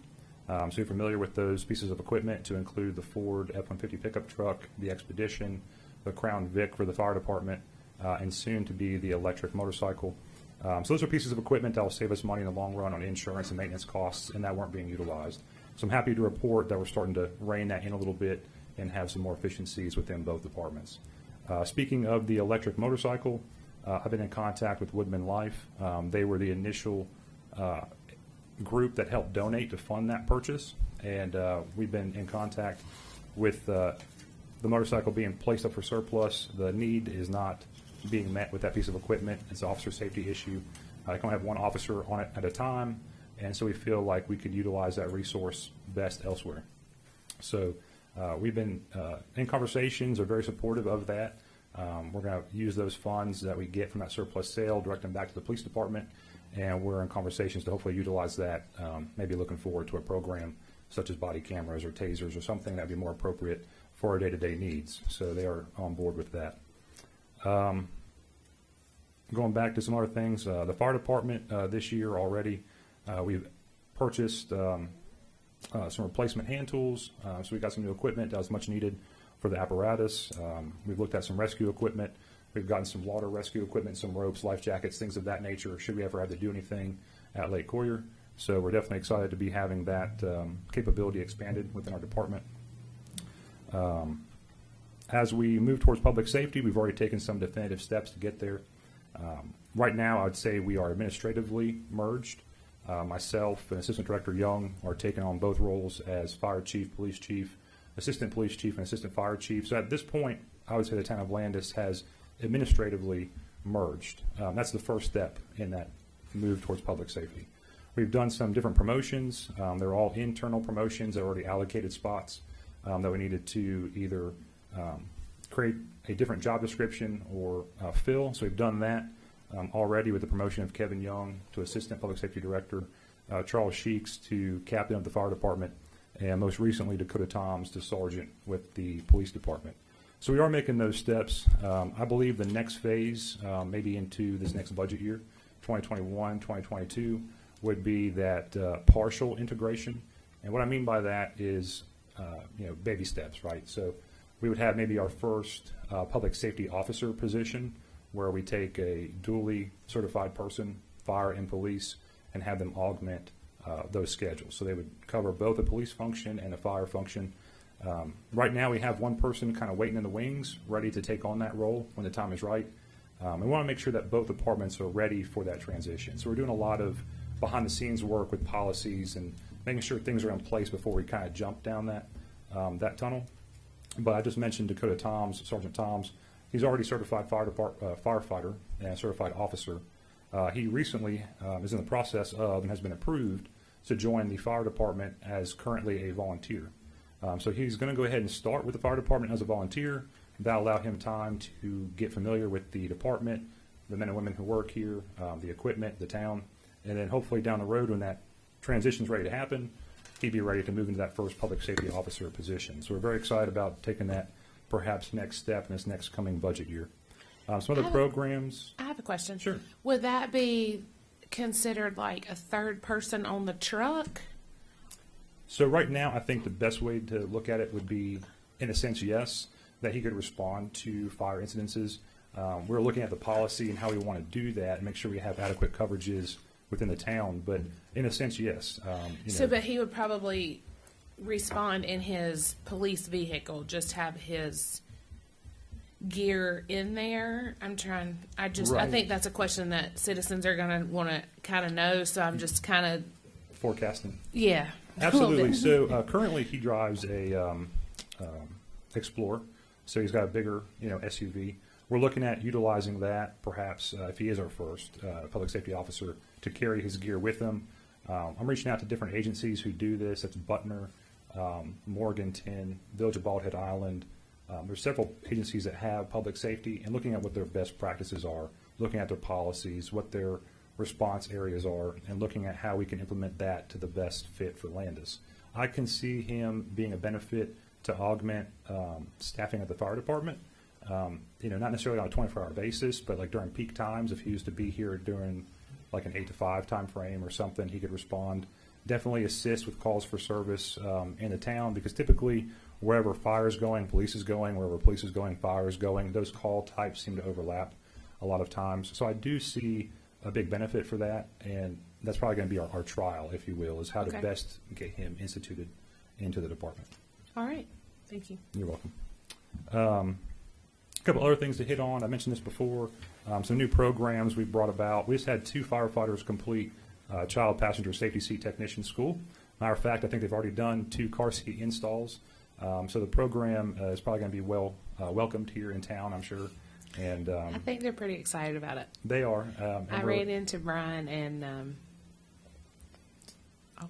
Danny. Danny, his Yeah. name left me. And Brian was like, okay, now how old are your girls? And how much do they weigh? And when they sit in their seat, where do their legs hit? And I was like, Brian, I'm going to bring them by and let you check, okay? Like it was, because I was like, I'm not sure.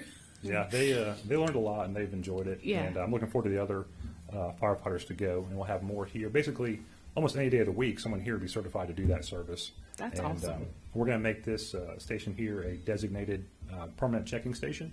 Then go online, make an appointment. Anybody in the public could do that request and come here. And it's a good way to give back to the community, and it'll help with some points for ISO ratings. And I as well. asked Brian, I said, what is the closest to us? And he said Concord. Yeah, so we'll be, I believe, we'll be the 3rd department in our area that does this. You're right. Yeah, that's great. It's good to bring it to the town. I'm very excited about it. And they were fortunate, we were fortunate as a town. This all came about because they got a scholarship. So they didn't have to pay tuition to go to the course. The state has covered the majority, if not all, of their hotel expense. So we paid them, their salary to go to training, but that's basically our only expense with this program. So we're very happy about that.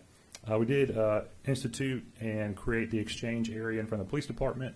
I've mentioned that before. I don't know if I've seen anyone use it yet, but it's available. And I imagine as word gets out, that might become more of a used service for people to do exchanges where they purchase something online or they have a child custody exchange. They can do it there. Last meeting, I mentioned that we have a couple of our officers testing body cameras. I was able to showcase that technology to Diane and Leonard both this past week and show them the quality of that video and what they're capable of doing. So we're going to keep them testing and evaluating that equipment, and we'll see where that goes from there. We're also getting ready to issue some less lethal options to the police department. I think it's good in this day and age to have multiple options on your tool belt, so to speak.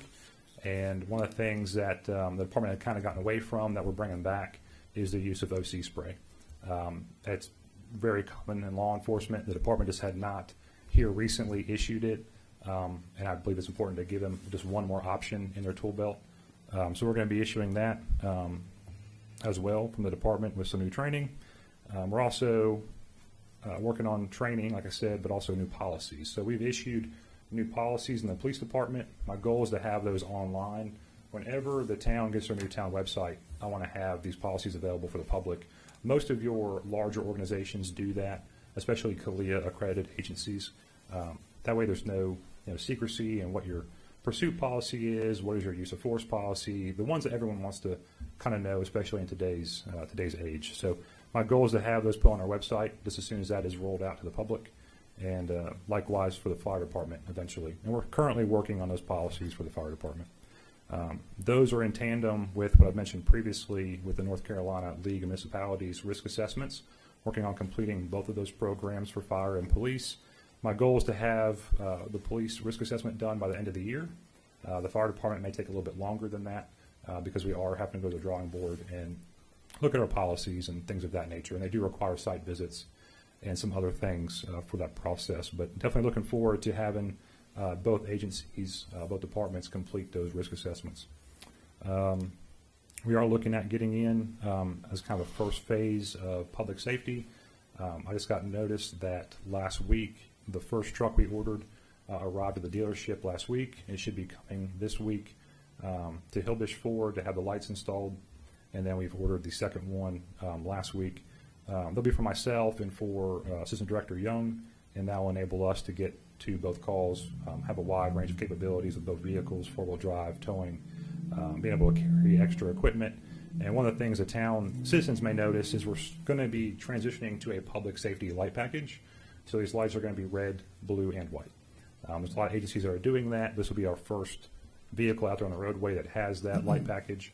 And so the citizens may notice that that dual color, dual role will be out there. Will you add the blue to the fire truck? I know Salisbury and Kannapolis have done that.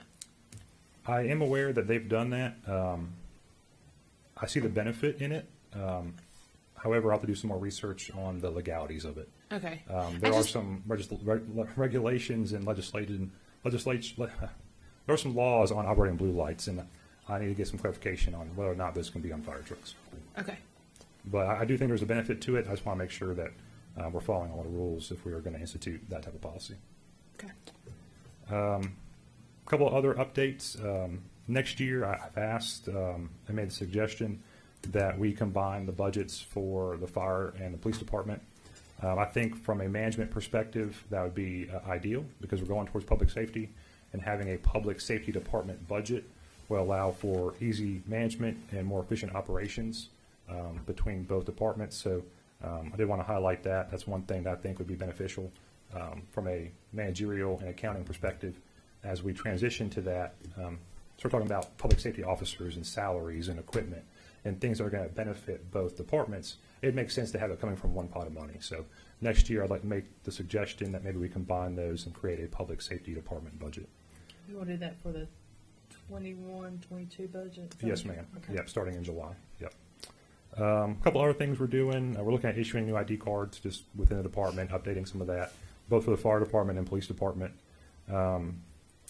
We've received a lot of positive community feedback. We've created our new Facebook page where we are trying to get more proactive and interact with the community and put out public service announcements and different things to the public. We've received a lot of good feedback on that, so we're trying to keep that going. We talked about in the last meeting National Night Out. That's going to be August the 3rd.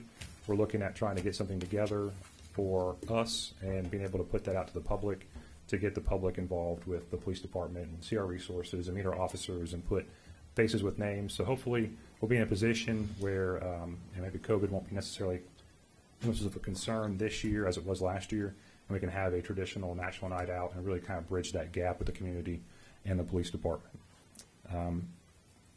Biggest thing moving forward is just trying to create some efficiencies within both departments, looking at what our needs are, what our wants are, balancing those, making sure we're being good stewards of the taxpayers' dollar, and making sure that we're getting things done in the most efficient manner possible. One of the ways we're going to do that is look at starting replacement plan cycles. We want to make sure that we start budgeting in advance, not just the next year, but many years in the future of some of those big items. So we want to start, with everyone's input, figuring out the best way to start planning for those big capital expenditures. How do we plan for those down the road and not just like this upcoming year? And make sure we have a plan that best benefits the town, so we're not having to be surprised by those big purchases when they come up. I have a quick question. I've had a lot of people ask about golf cart. I guess what our rules are, how do they get a pass, do they make an appointment, so on and so forth. Is that something, you don't have to speak on it today, but in our next board meeting, is that something you can just maybe prepare for us, just because I got a call this weekend about it, and I honestly, I don't know everything about it. I don't. Yeah, I can bring the information. I know we have the ordinance that Right. specifies what qualifies and the steps to take, and I can lay out the criteria during the next meeting. That'd be as far great. as like setting up an appointment. We do appointments, and it's easier to have a coordinated time to have someone there. Right. But I'll be able to spell that out next month and have more. Thank you. It was on my mind. Oh, absolutely. A couple other big things, or just little things to highlight. June 8th, we're tentatively scheduled to have an ISO inspection for the fire department. So we're making preparations now for that to make sure we're best positioned for that inspection, to make sure that we can maintain or hopefully improve our ISO rating for the town. So we're definitely looking at that. I've received several compliments from our neighboring agencies, both police and fire, about our staff and their responses to mutual aid.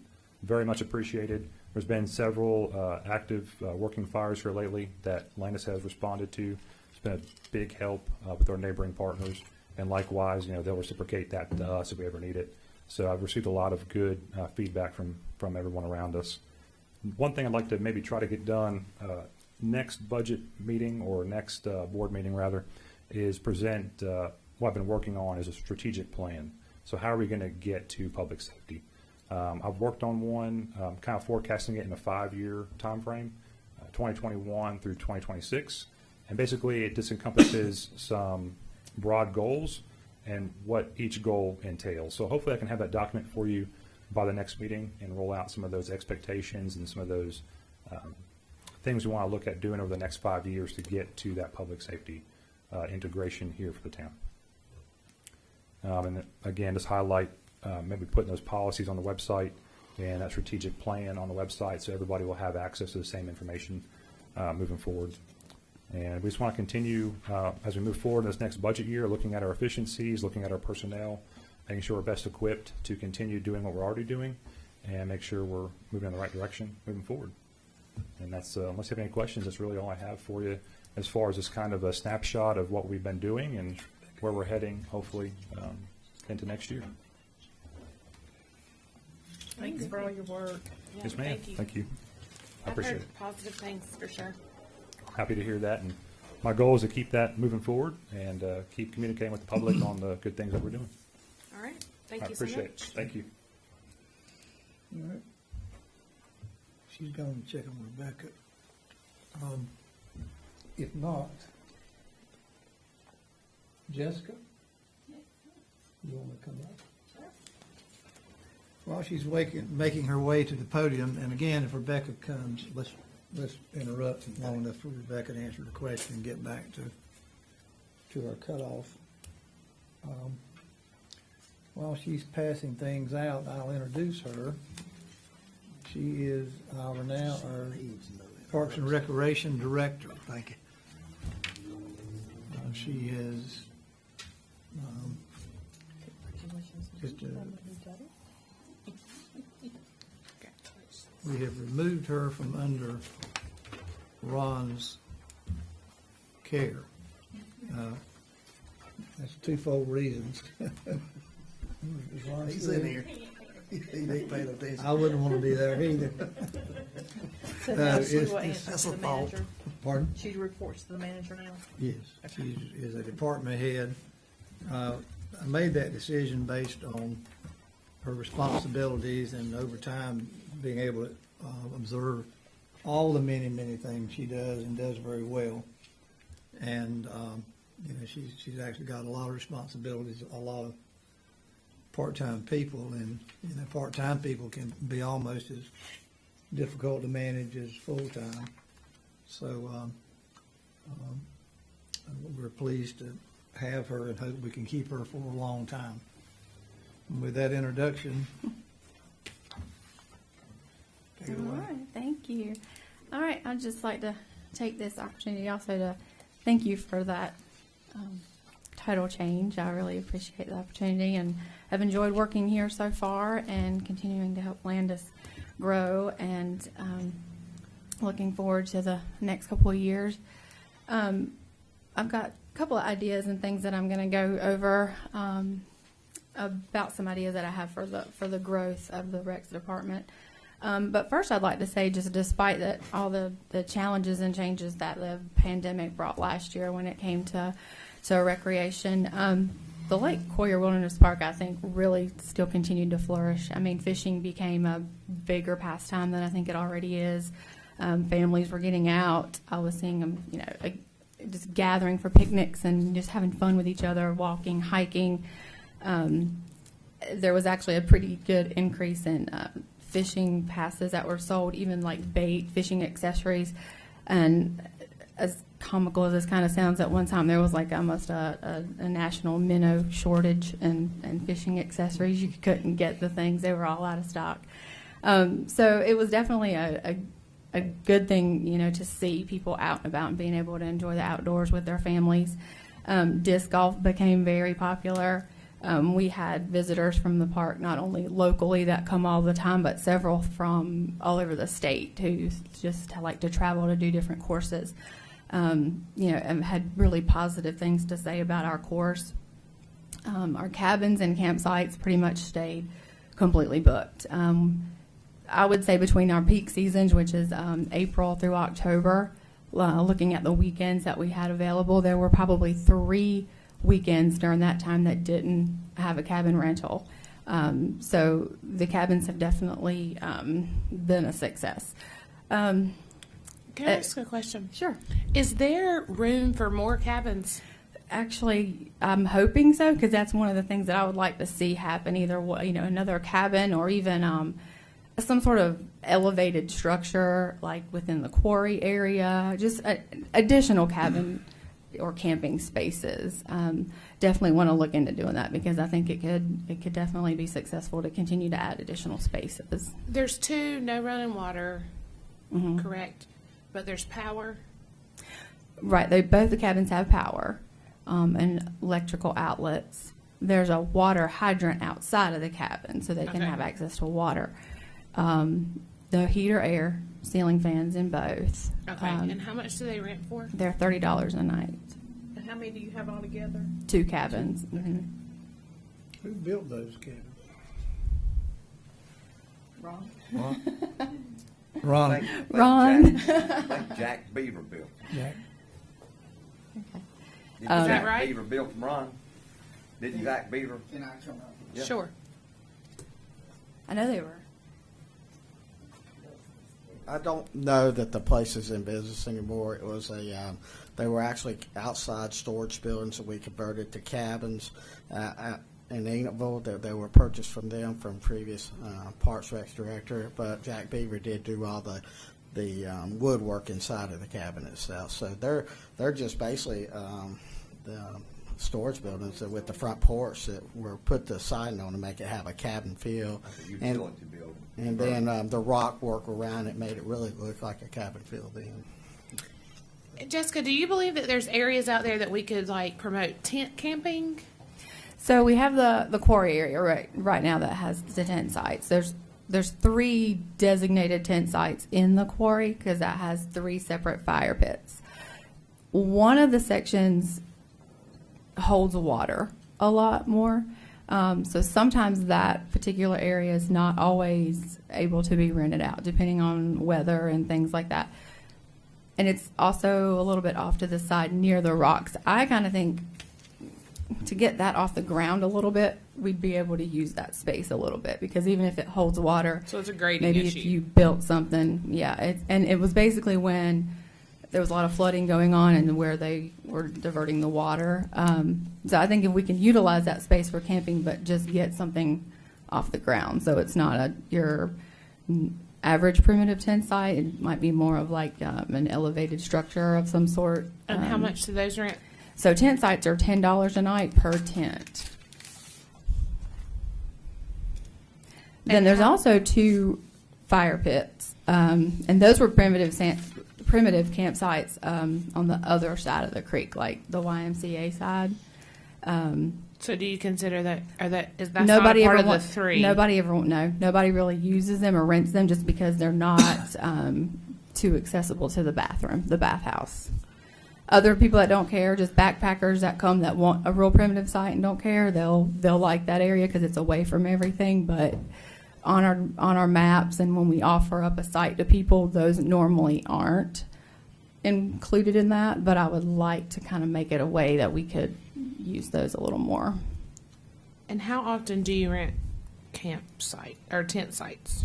I mean, tent sites, they're not as popular as the cabins, but they get used very frequently. And we do get a lot of Boy Scout, Girl Scout troops come in and rent out the quarry. And a lot of people come in and do, like church groups. They'll do like youth groups. A lot of just, what's the word I'm looking for? Like when the groups come in and do like morale boosting or, that sort of thing. We've had a couple of groups come in and rent out the entire quarry. So, they definitely are successful. Okay.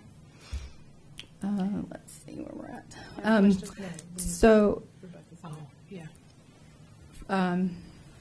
we are currently, I'm sorry. Are you needed back there? All right, let her. Okay. I have a question that has been. I've seen a lot about this, and so we're gonna discuss it right here. Okay.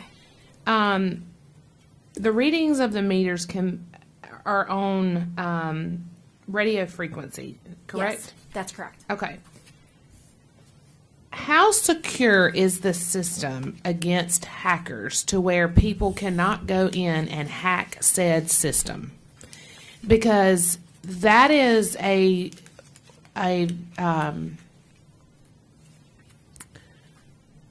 thought of a lot of our citizens, that it can be manipulated. And I know that Ashley kind of asked, can Town Hall manipulate it? Can Public Works manipulate it? So now the question is, can it be hacked to manipulate said one citizen to 10 to 15 to however many? Right. As to my knowledge, no. Ferguson is the gateway for us to a company called Census. Census is the one who does all of the technology, writes the scripts, writes the programming, and the security for the system that we use, which is RNI is the name of that particular system. It is a very secure system. It is used in most municipalities across the United States. Has not been known to have any problems. The security features that are built into both the RNI system as well as to the new analytics system is not something that would be a simple hack or someone would be able to digitally dial into. It is a very complex system written at a very high level of security that's impressive to me, to be honest with you. And I've seen my fair share of both casino and U.S. Customs security features. These would be comparable. Is there a guarantee behind that? Do you know? I would have to ask specifically. I wouldn't be able to answer that myself. I'm just going based off of my opinion. But to ask specifically, I would need to reach out and get an answer, a written answer from either Ferguson and or Census themselves. But No, I'm very secure in knowing that this is not the type of system that can be hacked. But with both, I mean, with a majority of municipalities using this, Yes. if it were to be hacked, it would be something that would come straight down to you guys, and it would be an alarm, just like tampering or anything else. That Yeah. it would red flag it to you to where you guys would know. Correct? Absolutely. Well, not only that, but as you said, and as I've said, we are not the only municipality using this system. And if there had been an opportunity for it to be challenged by hackers, it would have happened by now, and we would have heard about it. I It would agree. not be something that would be buried in the concepts of what's going on. If somebody were to actually be able to commit these types of crimes, then it's something you're going to hear about in the news today. This is a very, very social, political, social media, web-based way of life now. And everybody hears about everything instantaneously. Right. So if there was some type of background for that, I'm sure at this point we would have had some type of understanding of an issue. Can I say 100%? No, I can't. I didn't write the programming. But I have seen similar programming and similar script, and it's complicated. So I have a lot of confidence in what they're capable of doing and of the security of the information coming and going in and out as well. I think the biggest thing that we like, what I like that this system provides is another layer or multiple layers of security, with it being emphasized. Although I think it's a misconception, there's some in the public or some citizens that think that somebody here in Town Hall could arbitrarily dial the wheel back, dial it forward, manipulate and adjust accordingly, or just arbitrarily. Yes. So I want to, as all of you department heads have said, Right. Expound upon we're taking measures, setting protocols and procedures Yes. that don't give one person, so much power or make one person so indisposable that no one else can do the job.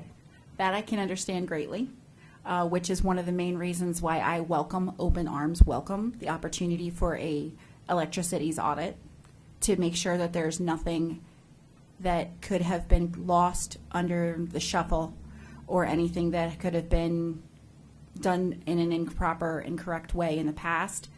I can't live there. All I can live for is what we're doing right this minute and what we're doing going forward. I And the agree. best way to do that is for me to continuously, diligently audit daily and to be very welcoming to somebody who's going to come in and support that audit and help me take it one step further. There's a lot of people Thank you. that still aren't going to accept that. I've been That's true. hearing this for 25 years. That so-and-so can turn my power rate up, turn the water, and this is not true. You haven't found those switches, have you, Mr. Barefoot? I haven't. Okay, they're not there. No. And it's time for it to be settled Hey, once and Tony. for all. They can't do it. Hey, Tony, since I've got elected, I hadn't found them switches either. Well, that's what I'm saying. It's just time for that to be settled. Ain't no point bringing it up no more. It's ludicrous. It is. It is. It just ain't And gonna I happen. understand. I just need that clarification. That is something that comes across, and I'll just be very honest and kind of raw right now when I say this.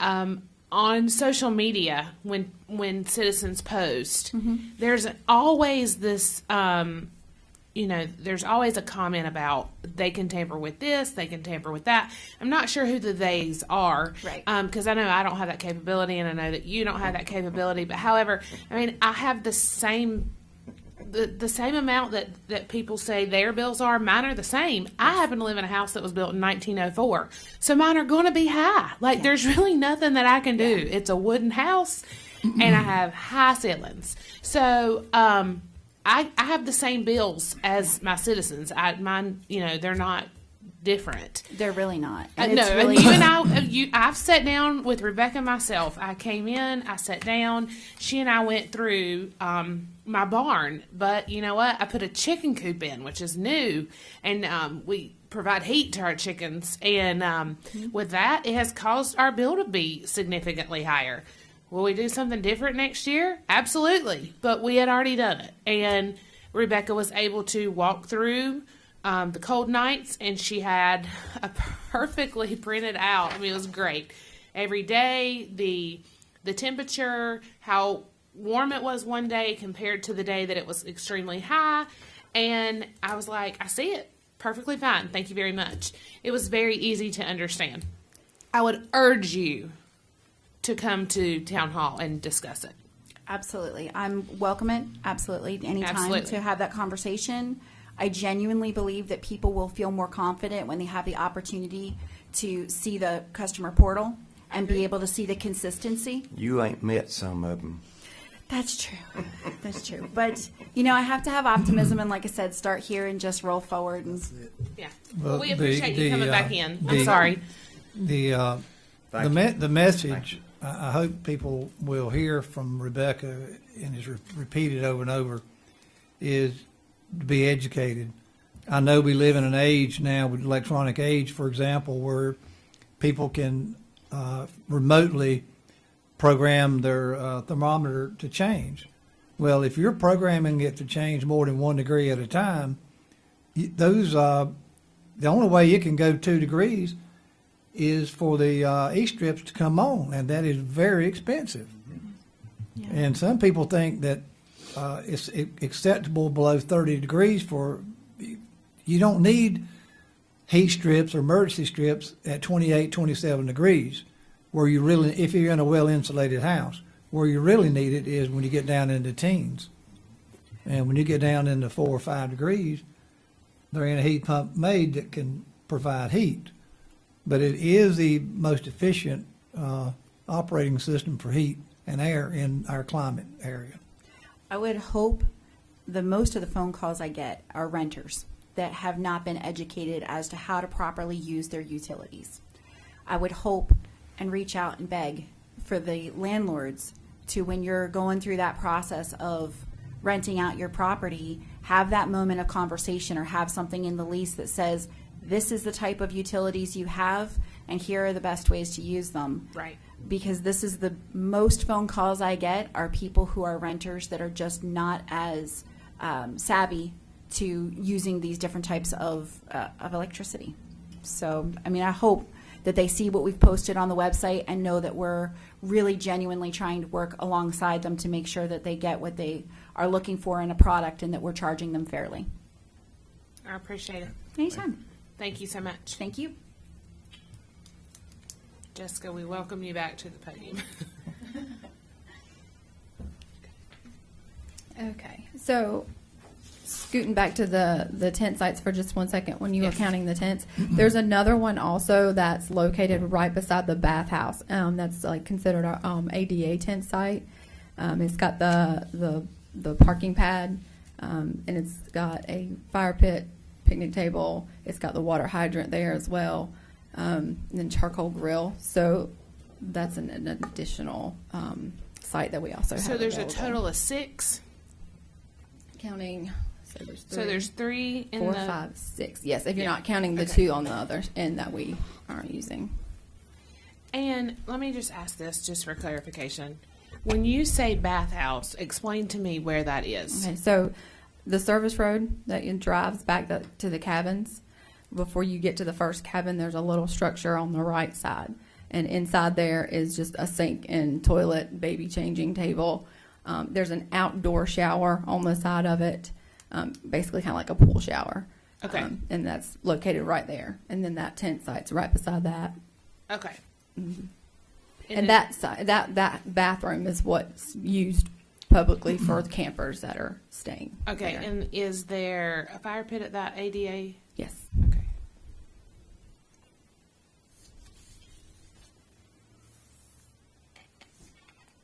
So that's definitely something that I want to look into as far as like making some additional spaces for camping.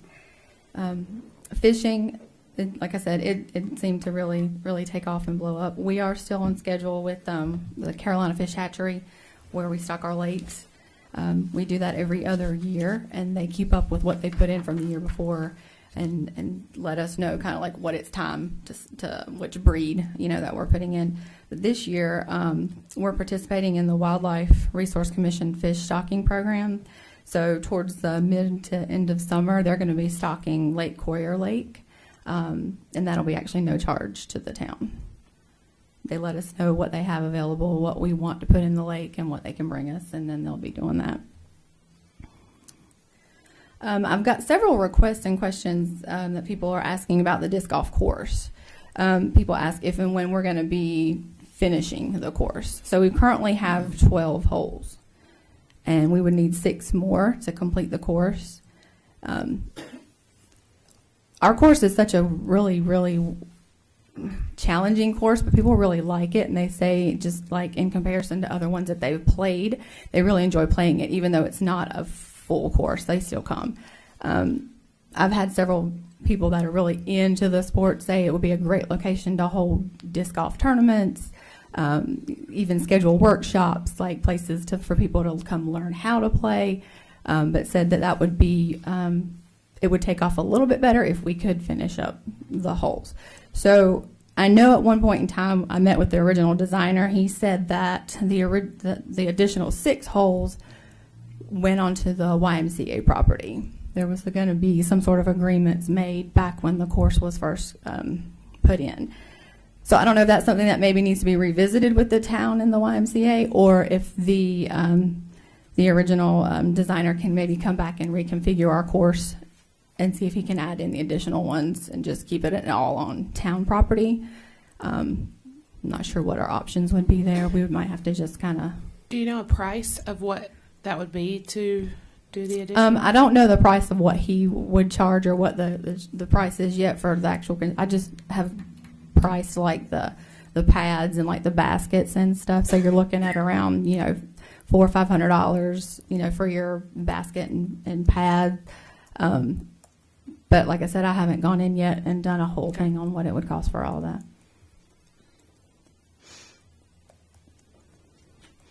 that. The disc golf course also needs a bridge that crosses the creek, because the course goes right across the creek. And depending on the water level and depending on the day is how easy you can get across that creek. There was a structure there at one point in time that sort of made it a little bit easier to get across, but I think last September some rain washed some of that away. It wasn't like an actual bridge, so we actually need a structure that will help get us across that creek.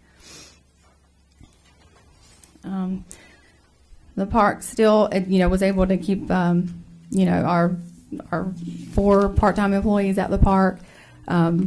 Peak season starts April 1st, and it goes April through October. That's when we bring in the kayaks and its rentals, the paddle boats, the John boats. Our hours will be going back to the extended hours, 8 a.m. to 8 p.m. Usually at that time of year, the park may hire 1 or 2 additional seasonal help just to kind of help on weekends, because a lot of times you need 2. Sometimes I've even seen 3 people there at one time on a weekend when people are trying to get the kayaks rented. You've got a runner helping people load. You've got people, obviously in the store getting your fishing passes. So it definitely gets a little chaotic over there. And when is that?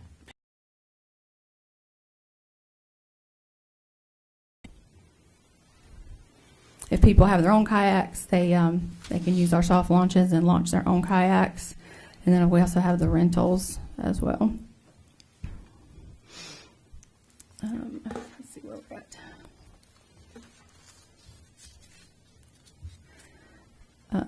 Just so going on to my one last idea, just about the ideas. So definitely the camping, the disc golf. Moving on to the pool.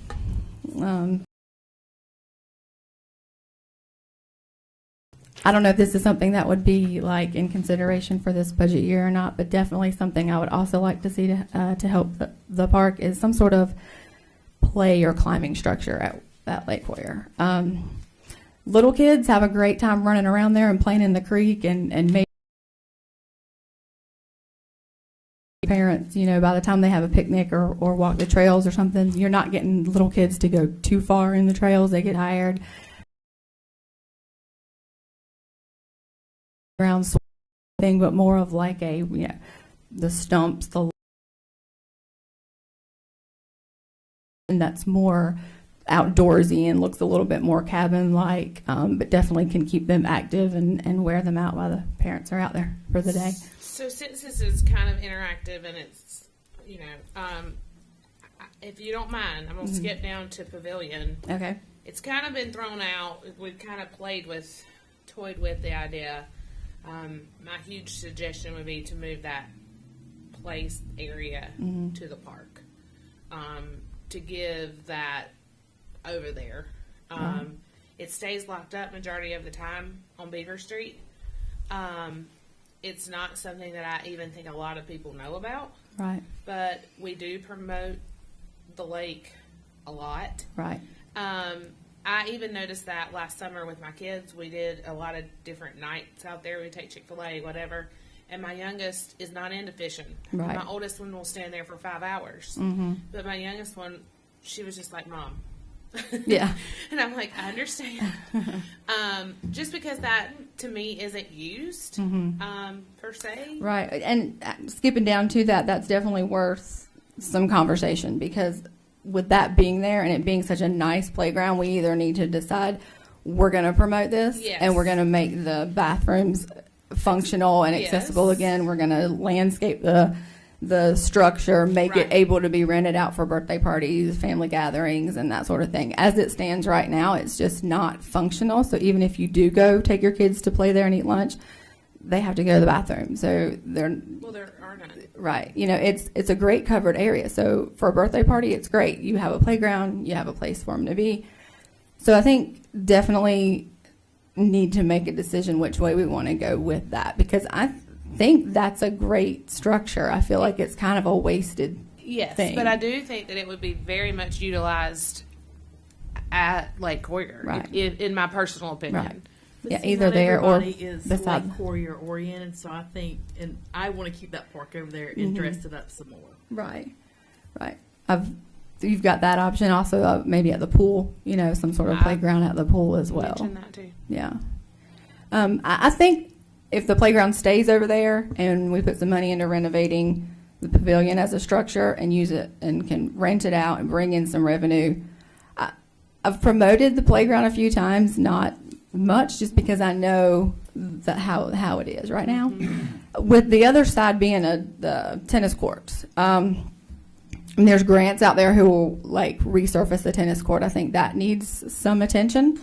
But I also think that there are options out there where you can resurface a tennis court with like the retractable nets, and then your lines can be drawn as more of a multi-sport court. So it's tennis courts, pickleball, basketball, and it can all be utilized in that one area. So I think if you're offering more things in that space and we're maintaining it, that it would be used more and less likely to be vandalized or not taken care of, because if people look at a site and think that we're not maintaining it or we're not paying attention to it, and that's when things kind of get messed up or, you know, damaged. So I just would like to either show attention to it and make some changes, you know, on that end, or it's definitely worth some conversation.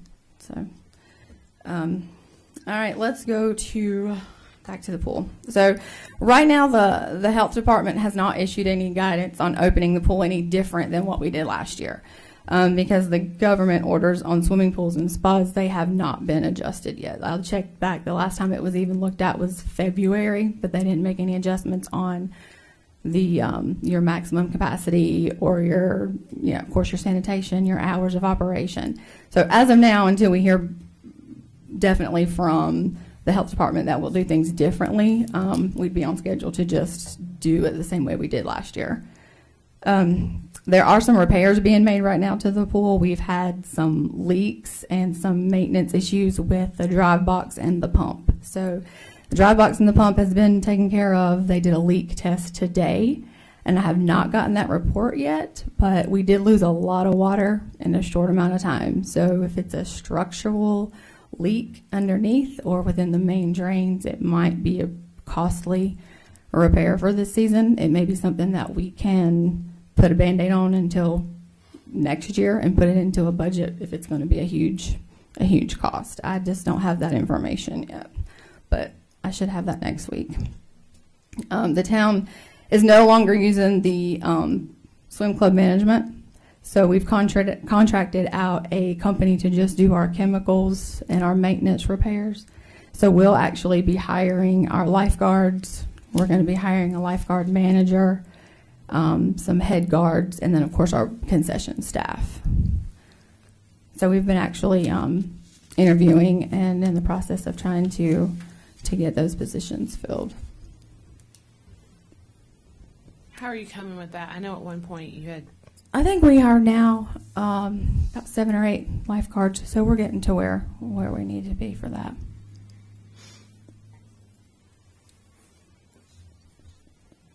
The ball fields. All right, so Lynn Field and Graham Field are the 2 fields that are being rented out for spring and summer, pretty much booked as of now.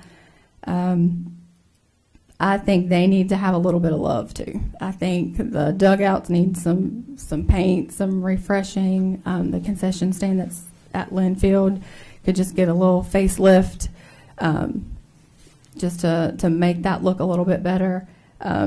Little landscaping like around the backside of Graham. We just need to kind of work on that and make that look a bit better.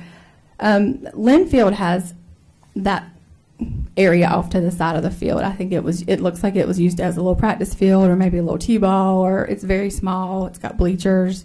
It's kind of fenced in. Right now that little area is not being used for anything. So I was interested in looking into the idea of maybe gating that side and putting in some like batting cages or pitching runs. I feel like those could be rented out also, like per hour, either by teams or individuals, to help bring in some additional revenue on the fields. It's just a lot of land over there that I feel like we could maybe utilize a little bit better. Going back to just sports in general, maybe when the website gets up, we can think about trying to get a link or somehow do some sort of recreational survey out to the community. They can either do it online or maybe even send it out with utility bills if they want to drop off an actual completed survey in person. But I'd like to just see what the community's thoughts are on rec leagues. I know that's kind of taken a hit a little bit because of the travel ball teams blowing up and competitive teams. But if there's any information, that someone can give us on like youth leagues, t-ball, rec, what they would be interested in. I'd like for the survey to just kind of see where they would like these recreational areas and how they'd like to be utilized, just to kind of get some community feedback, because I keep hearing, people want, ball teams and they want this and they want that. But if you don't have enough interest or you don't have enough to even create teams that can play each other, you're just kind of putting yourself in a situation where, we're not really giving the community what they want. So I just would like to get some feedback off of them with maybe a survey. Can you, while we have you live, can you talk about how much it is to rent per hour, and then how you do the lighting? I know that myself and Mr. Stewart have been asked that just last week, because some citizens are very concerned that citizens are paying for the power to the ball fields. And I tried to explain, no, but I would like that to kind of come from you, Right. On how that works. So if they are renting by the hour, it's $10 an hour. If they need lights, then their rate is $20 an hour.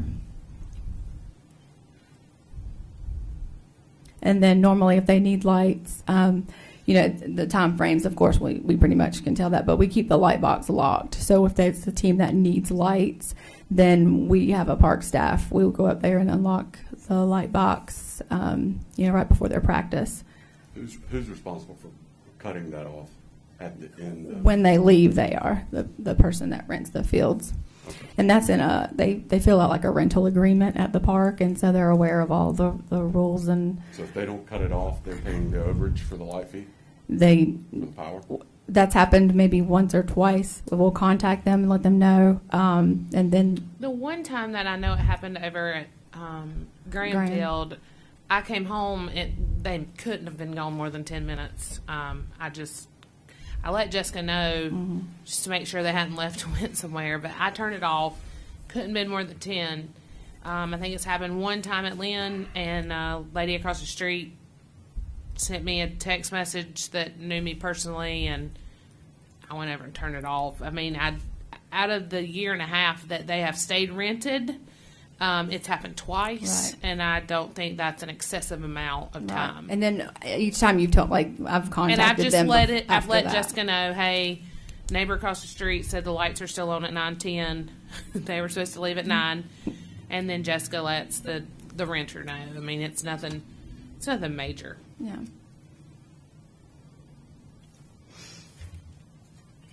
All right.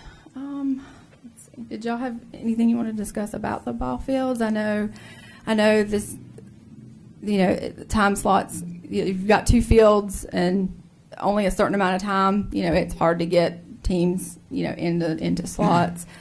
You know, I'm already, like, people already asking to book for fall. So, I mean, if you've got a team and you're interested in renting a field, like, you need to contact me. We can sit down, we can look at the schedule. You know, if you're a new team that wants to be a Landis team and you want to have this your home, you know, place that you practice, you need to, like, contact me so we can coordinate and get that going. It's pretty much how it works now. Is it's first come, first serve. Someone calls and they check, and staff member sees if there's an available slot. They put it down. It's paid for. It's booked.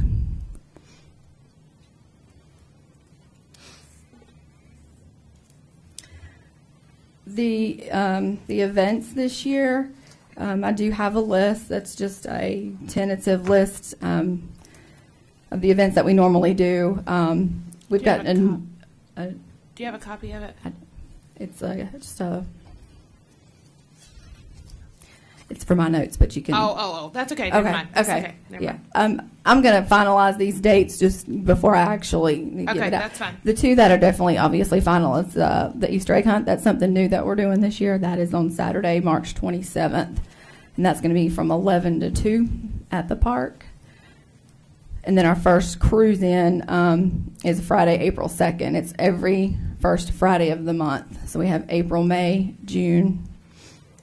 Then we took a break for July just because of the vacation month, and then August, September. So that'll be a total of 5.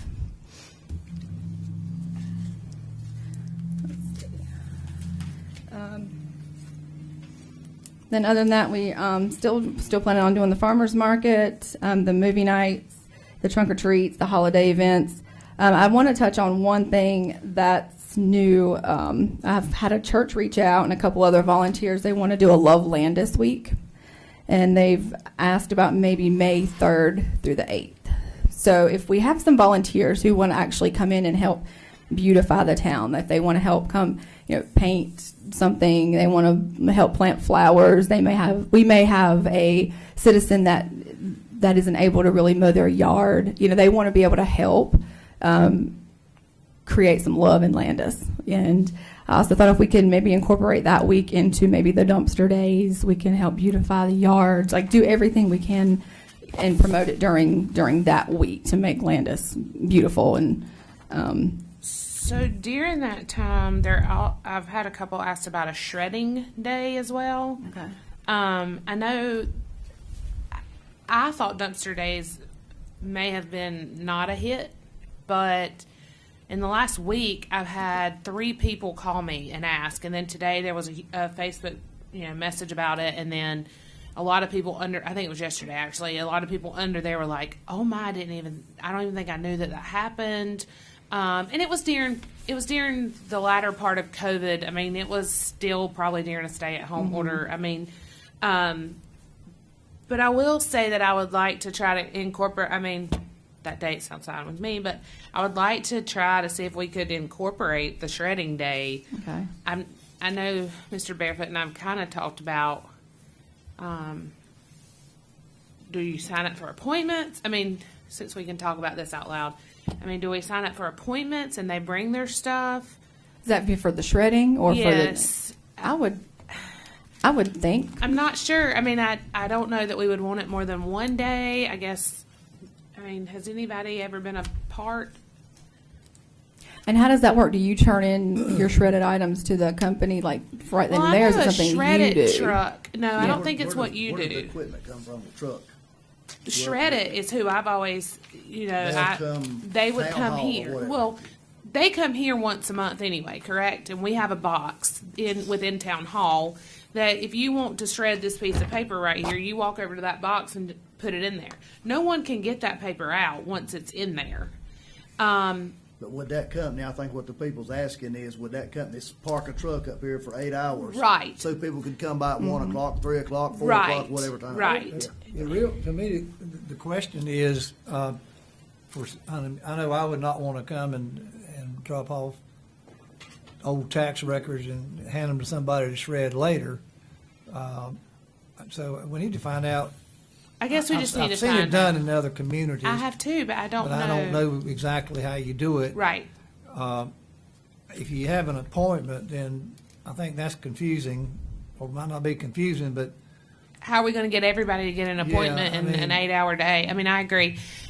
From what I understand with Shred It, it's like there's like this little thin slot, and you just slide it in there, and you don't we had hand a- it we- to. We had a Shred It truck come to our company. Right. One day, they parked the truck at the basement door, and the operator of the truck was standing in it. We took a forklift and we set a pallet of boxes up, and he would rock the box over in the machine, and it was gone. Yeah, It was never coming back. And he'd just sit there and chunk all the boxes in, and we'd set that down and get another pallet. Right. So if I had personal items to come up here, I assume I would bring them up here, old tax records, hand them to him, and watch him throw them in the machine, and then they gone. Right. That's what I assume as well, but I don't want to be. I don't know if they that have 100%. I don't know if they have a self-service machine that they take around the places like you're talking. Right. I mean, if you're gonna stand there and it take a while to put a box of stuff in a slot. No, I mean it was thick. I mean you just couldn't have stick your hand in there and like get it back. Couldn't dump a whole box in it, Dick. No, I don't think so. But they would just. I mean, they would I take won't stick my hand stacks. in a shredder. I can tell you. No, but I'm saying you couldn't get it back. I mean, Yeah. even if it wasn't. It's easily up. Once it goes Yes, in. yes. That's something. I don't know if that falls under you or Mr. Miller or all three of you to kind of is the, incorporate that day or that week Yes, within and each day can be, a shredded day. a shredded day. The dumpsters could be 3 of those days. Yeah. There'll be volunteers, offering to help do other jobs throughout that week. So yeah, if we worked on that and had. So would the churches find the houses that need to be mowed, or would that be something that citizens could reach out to the town hall and let them know? Yeah, we were just kind of thinking we would kind of collaborate with that. Okay. Like if they happen to know when people in their churches, or if they come to us and say, hey, like we want to help. Are you aware of any citizens that could use some help? Yeah. Okay. I mean, I'm all for that. Jessica's very talented, and she will find out, report back on what the shredder will do or can't do. I know that Miss Sells and I had kind of talked about Friends of the Lake. Yes, I would love to see that happen because What's my that? grandson and I were out at the lake. And I mean, y'all have so much going on, and there's a lot of people who use that area.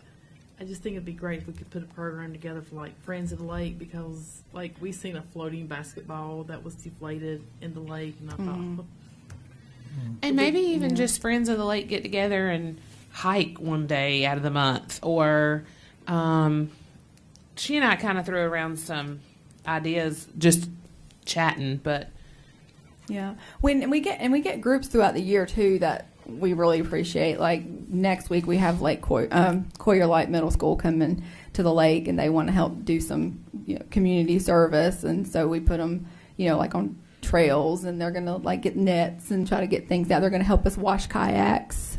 We did that last year with the seniors from South Rowan.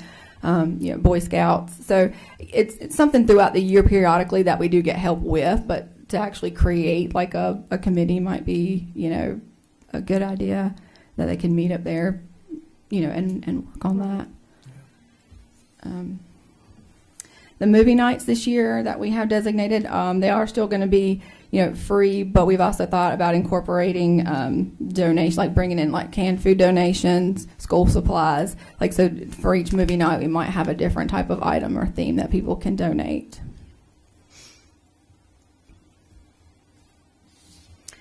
I'm pretty sure that's all I've got. So, any feedback, suggestions, visions, anything that you guys ever want to bring to me or discuss or talk about, whatever helps me focus energy and serve the town of Landis the best that I can. I'm here for you. And you keep building my character, Mr. Barefoot. Do what? I said you keep building my character with Oh, yes. adding jobs. Yeah. And I, that's what he told me one time. I was doing something. He said, "How'd you get this job?" I said, "I don't know." He said, "It's building character." I said, "Okay." That's right. No, I just want to reiterate. I think it is important that that our momentum or aspirations to bring back athletic youth activities with the recreation facilities that we do have, as the COVID impact hopefully lessens, and we get back to a regular life or lifestyle. I think it is important to think forward to bringing back organized, coordinated athletic groups, and at least from your perspective, being able to have the proper grounds to do that and clean those up. So, And I'd like to add on that. I wonder sometimes about teaming up with China Grove about, I know that they have not great parking and some issues up there just with like a lot of people. If they would want to utilize our fields for their spring league. I mean, maybe they brought softball down here and they would still run it but use our facilities and we would help orchestrate that. Or if we did travel ball teams, tournaments on the weekends where they start Saturday and Sunday. Those are just some other ideas. Yeah, the tournaments, we've done a few that have just been like one-day tournaments or fundraisers. The problem with tournaments when you're bringing in multiple teams is these sport complexes that can have many Right. games going at one time. So if you're looking at a little smaller scale, of tournaments, and you're, maybe teaming up with local teams, like you can play each other, Right. and I think that would be doable. But when you come into trying to bring in the travel ball players, they're Right. there all day long, and it's multiple teams and multiple fields, and I think that'd be a little hard to accommodate, but definitely worth some conversation with other towns to try to get something going youth wise, and just in a rec. They just want to have fun. It doesn't always have to be the competitive stuff. Like just get them out there and get them playing and let them have fun. All right. Thank you, ma'am. All right, thank you. You want to take a break, Mayor? 5 minutes Yes, or we'll something? take a 5-minute break. All right.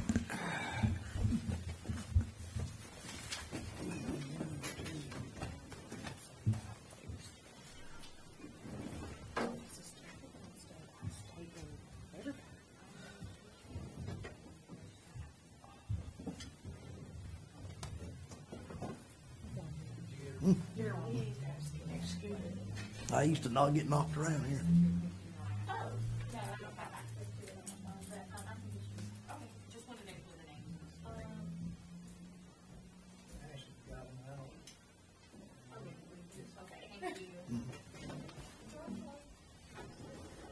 All right, I'm here. Did you get me? We're just taking a quick break. Okay, so where are we? We're not in closed session yet, right? Okay. Just finished, so I'm rolling myself to go. I'm gonna calm my down and get ready. I need to go call my husband and tell him because I'm off on my transactions for the day.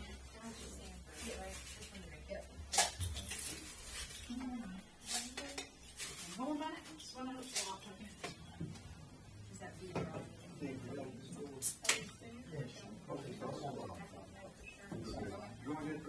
Hey, all right. I'm gonna go and get something else. I don't Huh? like canned drinks.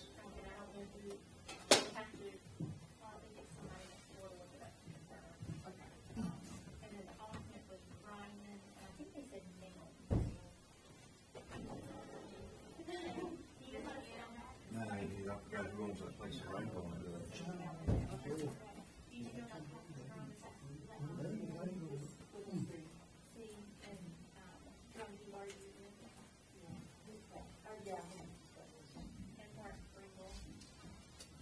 Okay.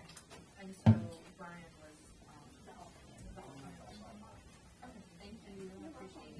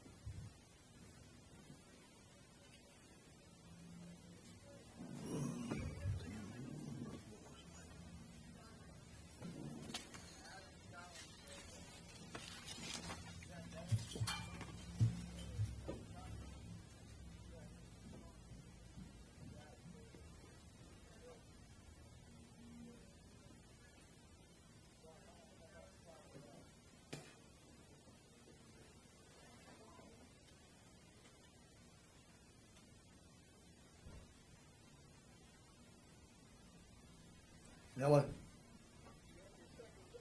Yeah. Second break on the second job, yeah. Yeah. I left you a message, you get it? We're in town meeting, Landis meeting. What you need?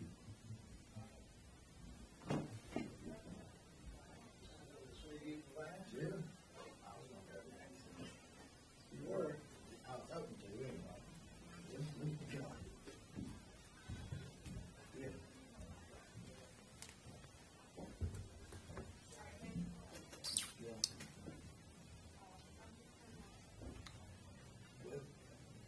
Yeah.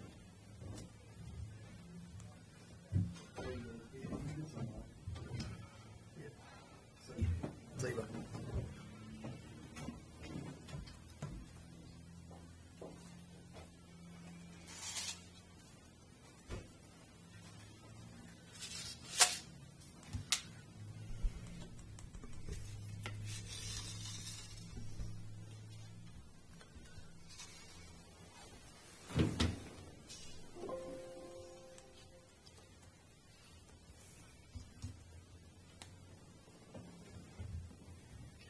You eager, aren't you?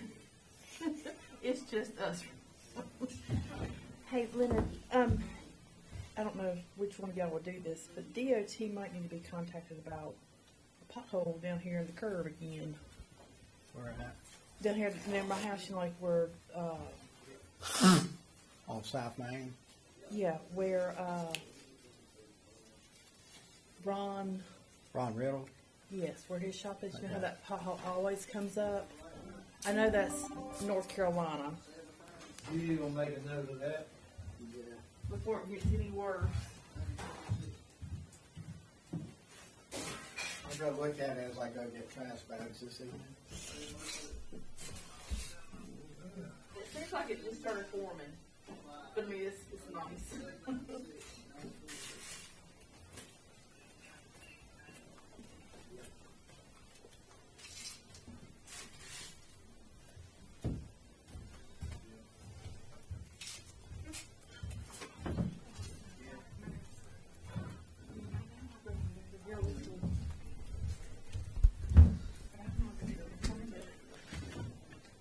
Since we come back, or since we got here.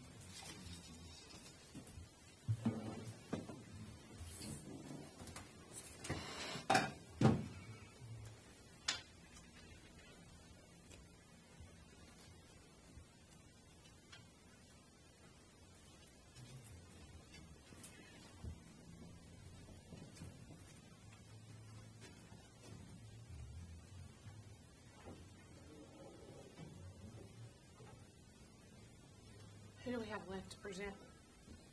We're gonna do Ron next and then end up with Amber.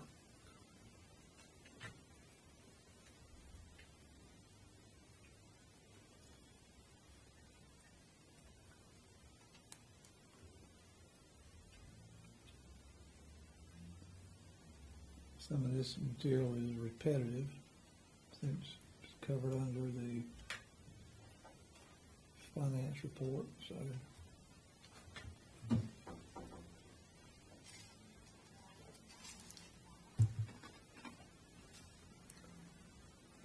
What happened to it?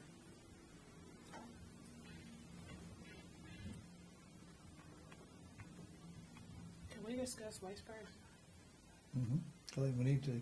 I think we need to too. Well, look at this. Is that the same one I've got? No. Another one? All right, I get, come on in, Ron.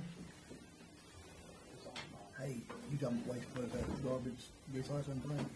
I mean, does our garbage company, do they offer shredding? They might do it. Since the, I don't know. I got,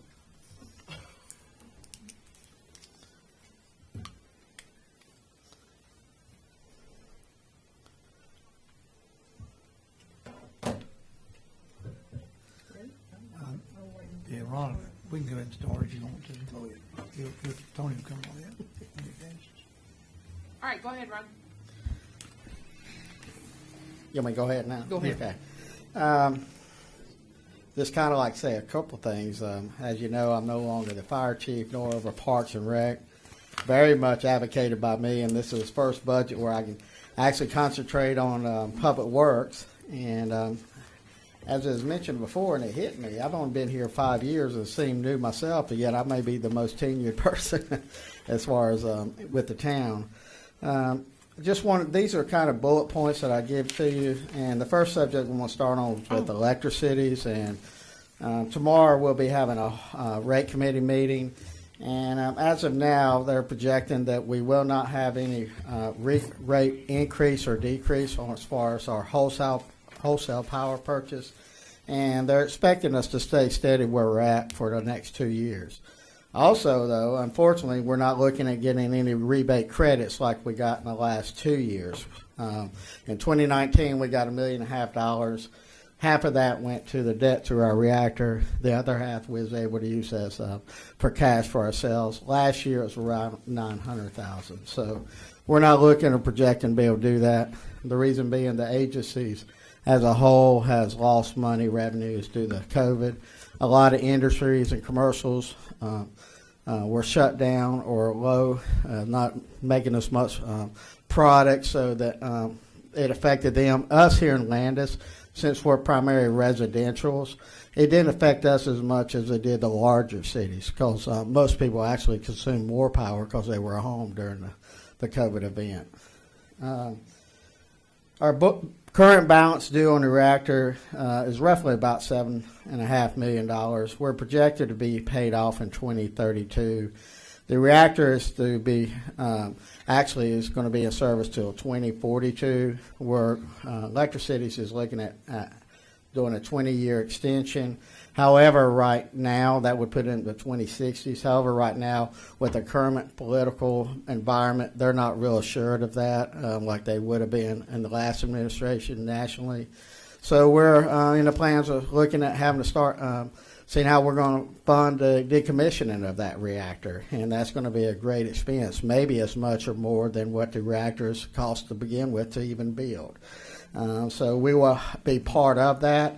That's ongoing negotiations going now. Just want to kind of say that leads into the next bullet point, which is right now in for North Carolina legislation. There is a bill that's been proposed that maybe the money is being looked at to and put aside by agency to decommissioning. Maybe we put in that's approved by North Carolina Treasury in investments or whatever to maybe help increase that, sort of like your 401k, things like that, to maybe help fund that. And but that has not been decided yet. Like I said, it's up for the bill for this year. I get a lot of questions about solar power. Are they allowed on our system or our grid? And the answer is yes, they are allowed as far as residential solar power. However, we only allow, through the agency, what's called buy all, sell all, not net metering. Most solar companies, when they call me and I give them the documents of what we do, I never hear from them again. They'll have vendors will call. Citizens obviously showed interest in it, and I never hear back from them because they realize it's just not cost effective for the actual residents. Yes, Can you explain that, what it means, buy all, sell all? Yes, what that means is net metering, basically, which is the most popular, is Actually, it's 1 meter. In a sense, what happens is as your solar system is working, and the meter will reverse react because it's powering your house and going onto the grid at the same time, and that's a retail. So as it's going one direction, it'll then reverse in another direction. So you're charged, let's say right now you're residential and you get charged 10.5 cents per kilowatt. It would be both ways. So that'd be more advantageous for the homeowner. With buy all sell all, there's actually 2 meters that's in play. One that meters what's going into your house, which will be at 10.5. One, when the system is working reverse, we buy back at wholesale, which may be around 3 cents per kilowatt. So the profit margin isn't there as much for the homeowner. And the reason that's that way is the state looks at us as being a public power, that our profits go back and return to the citizens and the community, where a public power is going to a private entity and shareholders. So that's why we're not required to go with buy all, sell all. And our agency, we went through this 3 or 4 years ago, our agency won't allow us to do that. All the agencies would have to agree for us to start allowing that on our system. So it's not something that just Landis on their own to say we'd like to do. We'd be violating our own agency bylaws. All right. Next, I'd like to move on to the electric department, which has at this time 5 employees fully staffed. We had no major outages this year, what I call major outages. We didn't have any hurricanes, any ice storms, actually in the last 2 years. And we've always tried to put aside maybe $100,000 for contingency money for storms, things like that. That's what was able to help pay off the sewer debt that y'all just approved this month's meeting. So that was money that we didn't have to spend on storms like we have the last couple of years. We anticipate a load increase, not this year, the next several years, due to possible developments coming into play. Our electrical engineer has assessed our substation on North Chapel or South Chapel, has actually said that we can more accommodate the new loads going, but however, that more loads means more consumption, and that actually may help our utility rates. Right now, even though we're a 2% user of all the agencies, we are lower. We have to pay more for our power slightly because we're not a bulk entity. Even some other agencies like High Point and others, since they buy more, they get a little bit lower percentage than we do. So the more power we have on our system, the lower it would cost us as far as wholesale going forward. The AMI meter, I'm not going to elaborate too much on that, other than I was going to mention that the loan is paid off, which Ms. Seifert's already said, and I think we've already gone through a lot with the software updates that we're going through. For capital outlays this year, we had ordered, we'd asked for requested for 3 voltage regulators at the substation. 2 of those 3 have arrived. 1 is still on back order. We're scheduled to put those in service this year. We also asked for and received a meter tester, so right now we're able to actually test electric meters, and we'd have to come out to the site, and to do that you need to schedule that through with Rebecca. I think there's a fee to that. There's $50 per test, but I think it also says that you can get 1 free one per year. However, it needs to be scheduled for that. Kind of going on to social media last year, there was a post on social media of someone's power bill being very high and outrageous and so we volunteered to do a testing for them. And when I went out there and talked to them, I actually come to find out that when I was able to see their printouts and all in front of me, that they quoted a price on social media, right? But what they didn't say was that was 2 months worth of bills, that they were behind on 1 month's worth of bills. And then so after that, we tested a meter. It tested 100% fine. As of this time, we have not tested a meter. Meter has failed. I reached out to neighboring city, electric cities, which was Concord, and asked their testing person, how often do you ever really find that a meter is wrong? And he said 1 of thousands. It's that low. So, but people want that assurance, and we see there's abnormalities. By all means, that is available now to do. As Diane said, our leases with the buckets small bucket and other things have come expired, and we are in the process of purchasing them for long term. For capital outlays in electric, we did purchase a new All-Tech wood chipper. We do have 2 employees to go out and trim tree lines, and so that's used basically 5 days a week. So I was able to purchase a new one, and then the one that they had used, we passed on to the street department, and I'll mention that later on for them to use. Water sewer. Again, as far as water, we've had 7 water main breaks, but that's a typical winter for Landis. And we have breaks, not really when it's real cold. It's whenever we have a big variances of temperatures. When it gets down to 20s and 30s, and all of a sudden a day like today, it gets up in the 50s because the ground shifts and moves, and our fragile pipes, they break. That's what causes it. Actually, it stays better if the ground stays frozen for a while. And but we've had 7 this year. Mr. Gary Flowers came in this month and gave y'all an assessment of the water system, and that was part of the AIA grant, which was fully funded by state.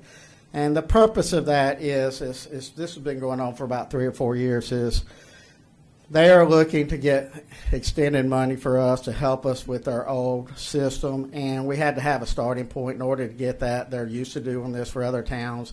First, they apply for small grants that were $150,000 each, where they do assessments and they do mapping, they do GIS, and as they recognize systems and things that we need, then they'll go on and put that plan together as we advise them to. And it's more likely to get state funding if you're kind of following their structure of how they want things to be done. And he kind of explained it, that some of the needs on water, obviously, he said, was a new water tank, a second entry point from our source of water, which happens to be Kannapolis, city of Kannapolis.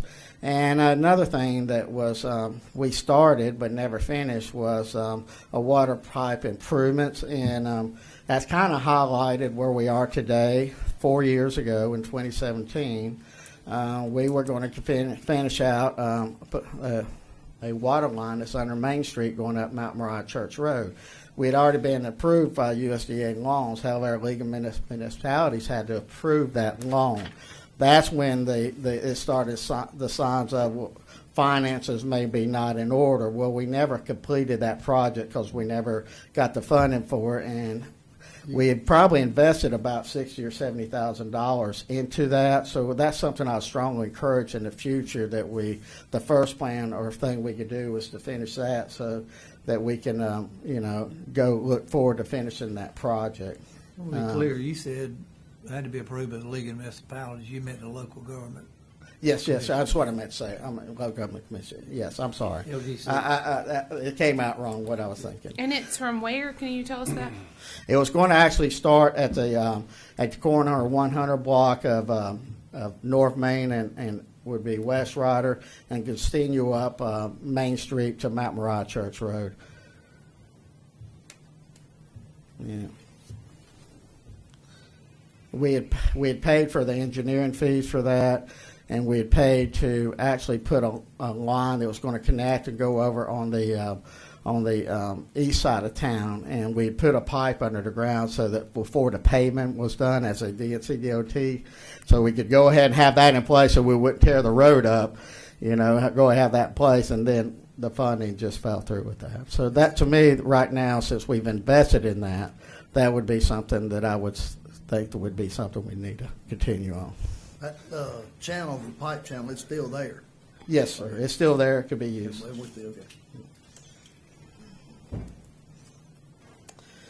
This year, we're looking to, it's going to be happening, it's already under bidding process. There's 2 sewer lift stations, one on North Chapel Street and the other one on 4th Street, that are going to.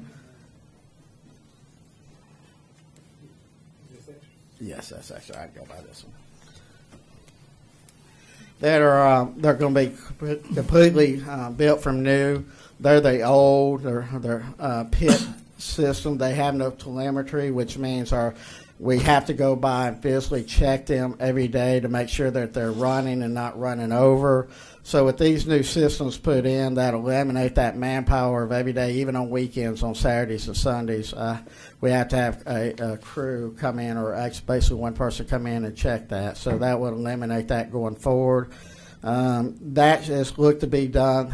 I talked to Gary last week. He said he thinks it'll all finish up in this actual calendar year. So those are also 100% funded. That's some good work that Gary Municipal had put together for us. And then on capital outlays, we did purchase a new work truck for the sewer and water department, and that is now in use. Street mowing department and sanitation, there are 7 employees there. As I mentioned before, we received a used All-Tech chipper from the light department. Probably looking to, honestly, we just made a bad purchase about 4 years ago. We bought a demo wood chipper that seemed like it was out of service more than it was in service. So we're probably going to demo that, surplus that. And it gives us it's extra chipper that I think while it's in running order now, I think we'd be best to get surplus that. And it was just, we bought a demo unit, as I said, and I think that's proven to be not a good buy for us. And the All-Tech chippers, for some reason, they just seem to be hold together and do a better job for us. So that's why I asked for a chipper last year. The Oaks development currently is in the final layer of the paving, and I'm sure they're going to be reaching out to us soon through the planning department or myself. I don't know how that's going to go as far as when to take over acceptance of those roads, but I do know that they're out there paving them right now. As far as our paving of our town roads right now, you just got assessments from SEPI and Chris Courier 2 months ago. I have a meeting on 23rd with NCDOT where he's going to, I don't know if you remember conversations, hopefully get contractors that can piggyback on some of their contractors, and maybe we can get a reduced price by doing that. And that meeting will be on the 23rd of this month. Dumpsters, like the mayor's already mentioned, we did do that twice last year. We used the dumpsters no matter what. What I mean by that is if they didn't get filled by our residents, we would just then fill them ourselves and then have them removed. However, it does come at a little bit higher price because it's cheaper for us to take the garbage truck to the landfill versus them coming, picking up the container and dumping it themselves. So it does cost a little bit more. There was some use of it, but I don't know how well we did as far as job as advertising it, and we did have one in the spring and the fall. I think the second round went better than the first round did, but we did do that twice last year. Dumpster days? Yes. Okay. All right, our mowing crew, Can we go back to street sweeper? Did I miss that? I may have missed that. I may have skipped Okay, that. sorry. Okay, all right. Last year for twice we did demos for street sweepers because we were looking at wanting to purchase one. And this year I'm going to at least ask for a rental of one for a week if we can't purchase one. As we try to, our curbs and all, if you know, they got big gaps in them over many years of these old curbs. They are filled up with dirt and things like that. They grow up very fast, and that seemed to help maintain that better last year than the years previous by having a street sweeper going around. And it doesn't get all the sand out, but what it does do it does a good job of knocking down the weeds and all that. But It makes it look so much better. and if you'd have seen I think it's the first time it ever been done in Landis, maybe ever. We had a very big pile of debris and dirt that was, you wouldn't really just come off from just the curbs. So the more often you do it, the more maybe you get down into those cracks and those curbs of those and get that dirt that's out there where the weeds are growing out. It looked great. I mean, I thought it definitely cleaned up. All right, thank you. The mowing crew should be out starting mowing within the next 2 or 3 weeks. Right now, they have already done some stuff as far as pine bark in front of City Hall and back City Hall and trim the bushes downtown. I don't really foresee them mowing full-time till probably middle of April and beginning of May. Waste Pro, they're in their second year of a 5-year contract. This is a bad deal for the town. I mean, they do a horrible job for this town. Well, Awful. I tried several times to schedule an appointment with the route manager, with myself and the town manager, and probably not appropriate to say at this time, but kind of hard for me to get a hold of. And today, every week, it seems like there's another incident. It's kind of last week was better than the week before, but we don't know what this week's going to bring. Okay, so I guess I have a few questions that I think that we see asked majority of the time. When they're driving the trash truck, are they able to get out of said vehicle? That's something I need to ask the actual route manager what their procedures are. I do know this, that when I just started, I guess you say, the communications with them since January of this year. And from my knowledge, what he told me in the past was that if we have a lot of residents, because we used to do recycling, now we don't, that a lot of the cans now, the bags are filled over. Hang on. Okay, In that meeting, when that lady came in here and talked to the former board, there was not going to be an issue with that. That's She right. made that very clear Yes, ma'am. to the whole board.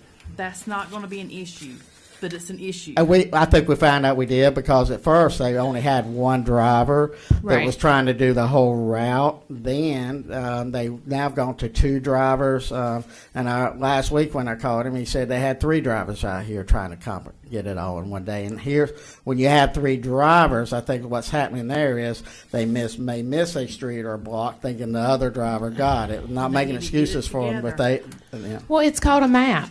yeah. And you map out where they're going, and you tell them what roads they need to get. And I've said this. I talked to a lady, and her road happened to be missed, and I understand my road's been missed before. Alderwoman Sells and I spent 2 hours one night because I was just astounded that they actually missed half of the entire town one night.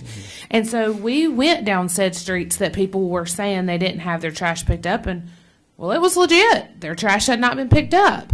Do I think that they're human and they can make mistakes? Absolutely. Do I think that they're sloppy in how they handle it? Yes. I think if they miss a street, the town of Landis should be notified. If they take I know one time they dumped a whole trash bin in the said truck. I think we should be notified. Hey, I accidentally took 402's trash truck. That way, citizen doesn't get home. It's missing. The town can go and replace that. Now, I know that Diane has made mention that there might be a shortage of trash cans. Should have gotten some of those in. We only have 3 right now.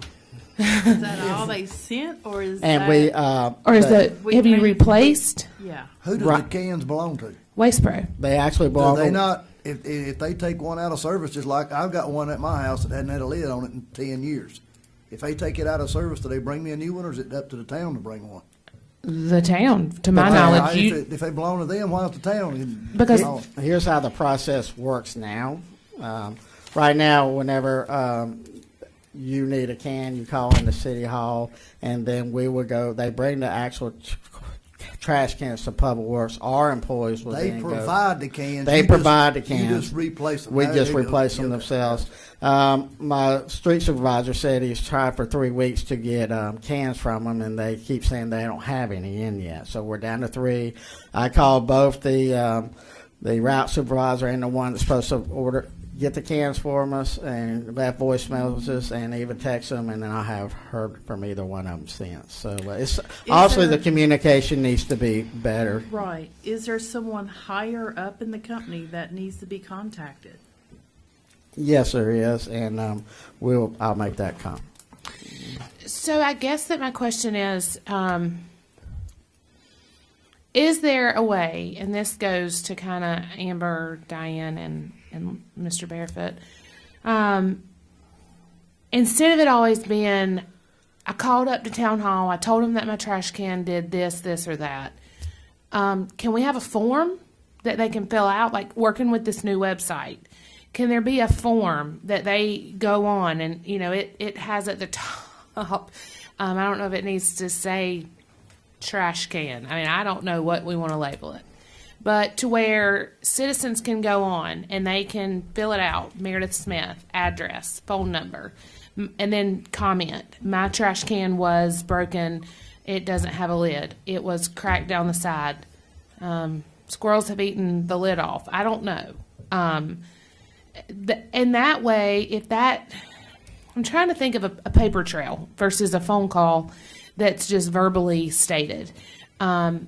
And then that could go straight to Public Works. And then once it gets to Public Works, then, Ron prints that out and gives it to Brian, gives it to whatever gentleman's going to handle that for us. And then, we put a note under their utility that they received a can on whatever day. Is that possible? I would think I would think it ought to be possible to do it on our current website. Okay. I don't know. I don't think we can do it on our current website. I think you could do a Google. Somebody in It would town not hall- end well. Somebody in town hall is going to go to this website every day and look at it just to see. No. if they It would can email in. email. Yeah. So, you could do something right now considering like a Google Doc. If you do a Google Doc or a Google form, it goes on. I've done them for different events that I've done. If you go in and you buy 2 tickets or whatever you want to do, you want to report your trash can hadn't had a lid in 10 years. You're going to send that. I'm going to immediately get an email. Daryl Evercash, 5th Street. It's going to tell me. All I have to do is print it out. Google Doc kind of sends you, then you can make a spreadsheet. This many people contacted me in the month of March. This many people contacted me in the month of April, so on and so forth. That could happen. I don't know that we want to start with this website because it's kind of hard to maneuver. So this is kind of what we were thinking about, but it is going to be a process because this new website is going to be a 4 to 6 month kind of process. Right. That doesn't. That's a very involved. We want it to be right. More 6 than 4. Yeah. You always say that. No, I think it's 6 to 8. Yeah. Oh, well, sorry, Yeah. 6 to 8. That's why I So, wanted to cover my bases. so the thing is, I think we'll have a lot of forms that'll be available, and it'll be much more interactive. And at the same time, we'll have a new email set up that basically just goes to like the utility services area. It's a Right. generic email that can't be replied to, that goes to that generic services area. And then we would be able to monitor that once a day and get the information out of that. It's just not going to be a fast process in getting there. But I think in the long run, instead of trying to come up with an interim solution, train the people on the interim solution, and then go to a new solution in 6 months and have to train them again, as far as the citizens, what they're used to doing. Plus, on this system, I just don't know how to make it work. I agree with you completely. So I'm thinking if we can just be patient and make it last a little bit longer, the new system will allow us to do a lot better. Do And you can think- probably speak to that, but Do you think, and I'm just maybe throwing this out here, do you think there's a form we could put in town hall and once we open it, they could come in and fill it out? I don't know. I just feel like there's always these comments of, well, I called, nothing ever happened, or I'm waiting on a call. I think that Mr. Stewart would agree. In a sense, they say they call. I don't know if they're calling after hours. I'm not sure. But, I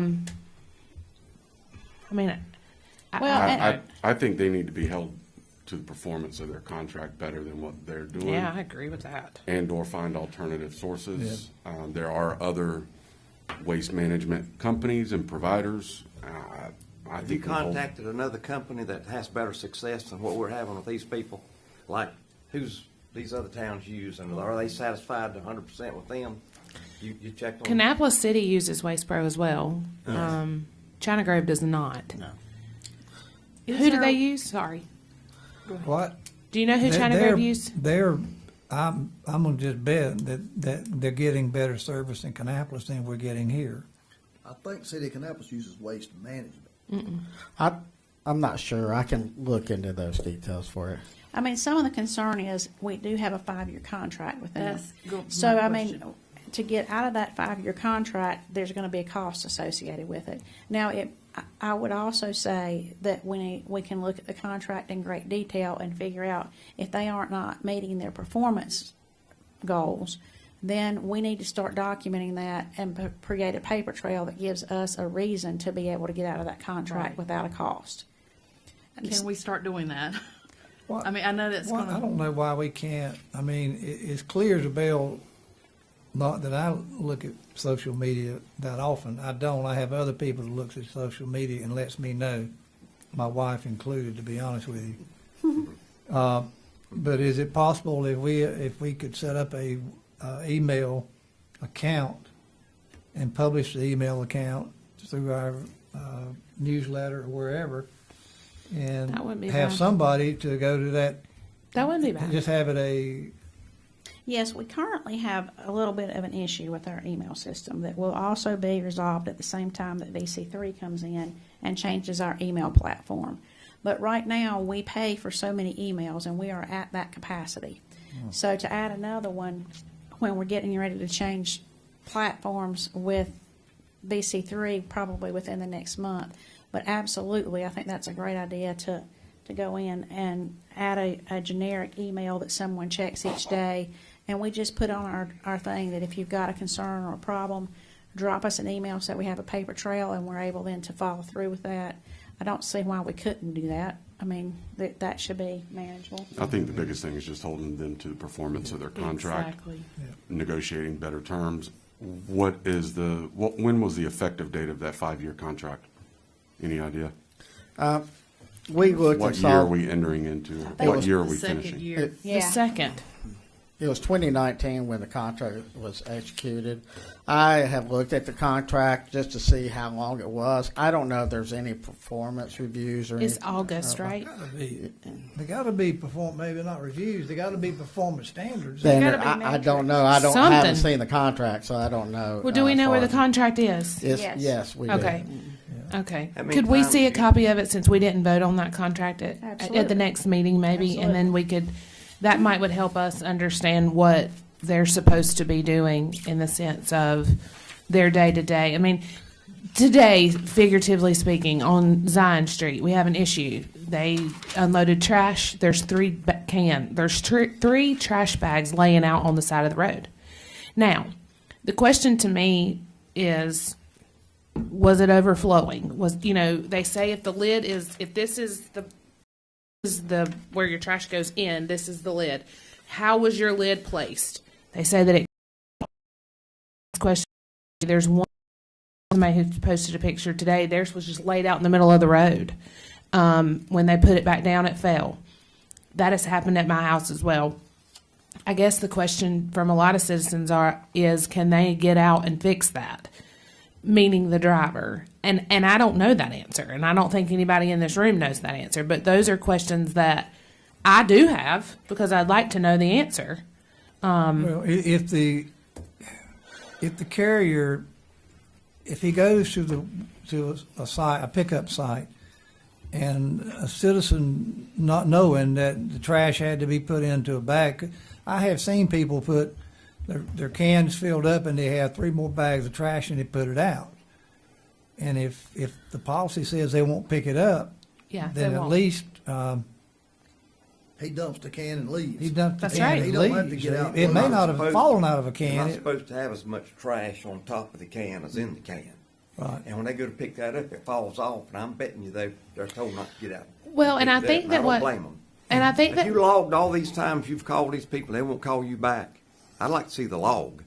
No, sir, I didn't say. Well, every give time me the I call phone them number, back. I'll I call said today they I didn't. guarantee you I'll get to talk to somebody. Yeah. Well, and I think that what Ron was going to explain about when they first started, this is for citizens' information, when they first started and recycling went away, when that board voted for recycling to go away, they realized the amount of trash that was being picked up on Monday was trash, but on Tuesday was also trash. It was not recycling done correctly. So it was technically the town of Landis was getting 2 trash days. Now, I may have had correct recycling, but my neighbor didn't. And so it was 2 trash days, and it went all over the entire town. So then on that Monday, when they started only doing 1 day with 1 truck, it isn't enough. the capacity of the truck can't hold it. So then they split it up, I think in September, am I right? To 2 trucks. And one's on, one side of the town, one's on the other side of the town. And then I guess that, Mr. Miller learned last week that there might be 3 trucks, which then causes the confusion of missing roads. So I definitely think that we have to work towards, we as a board are going to have to work towards holding Waste Pro accountable and helping out the citizens to figure that out. And so I think we're all in line to do that, and we're going to help, people in town hall to do that as well. Yeah, okay. I think I'll move. Am I right on? Well, I don't think it's just you, the board. I think it's me too that needs to hold them more accountable. Well, I also. understand, but I'm just saying, we got to do something with Waste Pro. I think we have well identified the problem. So, okay. We also this year, we have a permitted mulch site and natural debris site. And we have done the cleanup of the site that was never permitted on North Mariah Street. That is gone. We don't use that as a site anymore, and we did not have any impact or any fines that were associated with that site from before. And on to Hold the on that.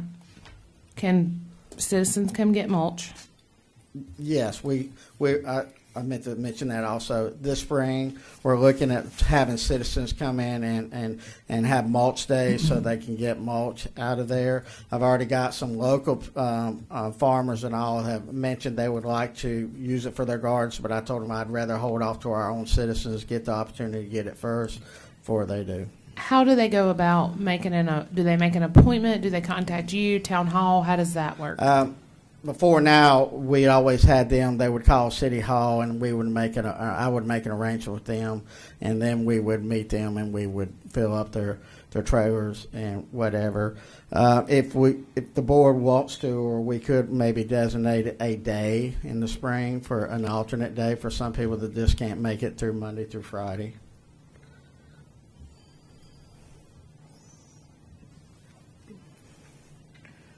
And it's no cost. No, ma'am, no. And do we have a way to load that for them, or do they have to? We actually would load it. We actually take the backhoe over and load Okay. it for them. So town would load.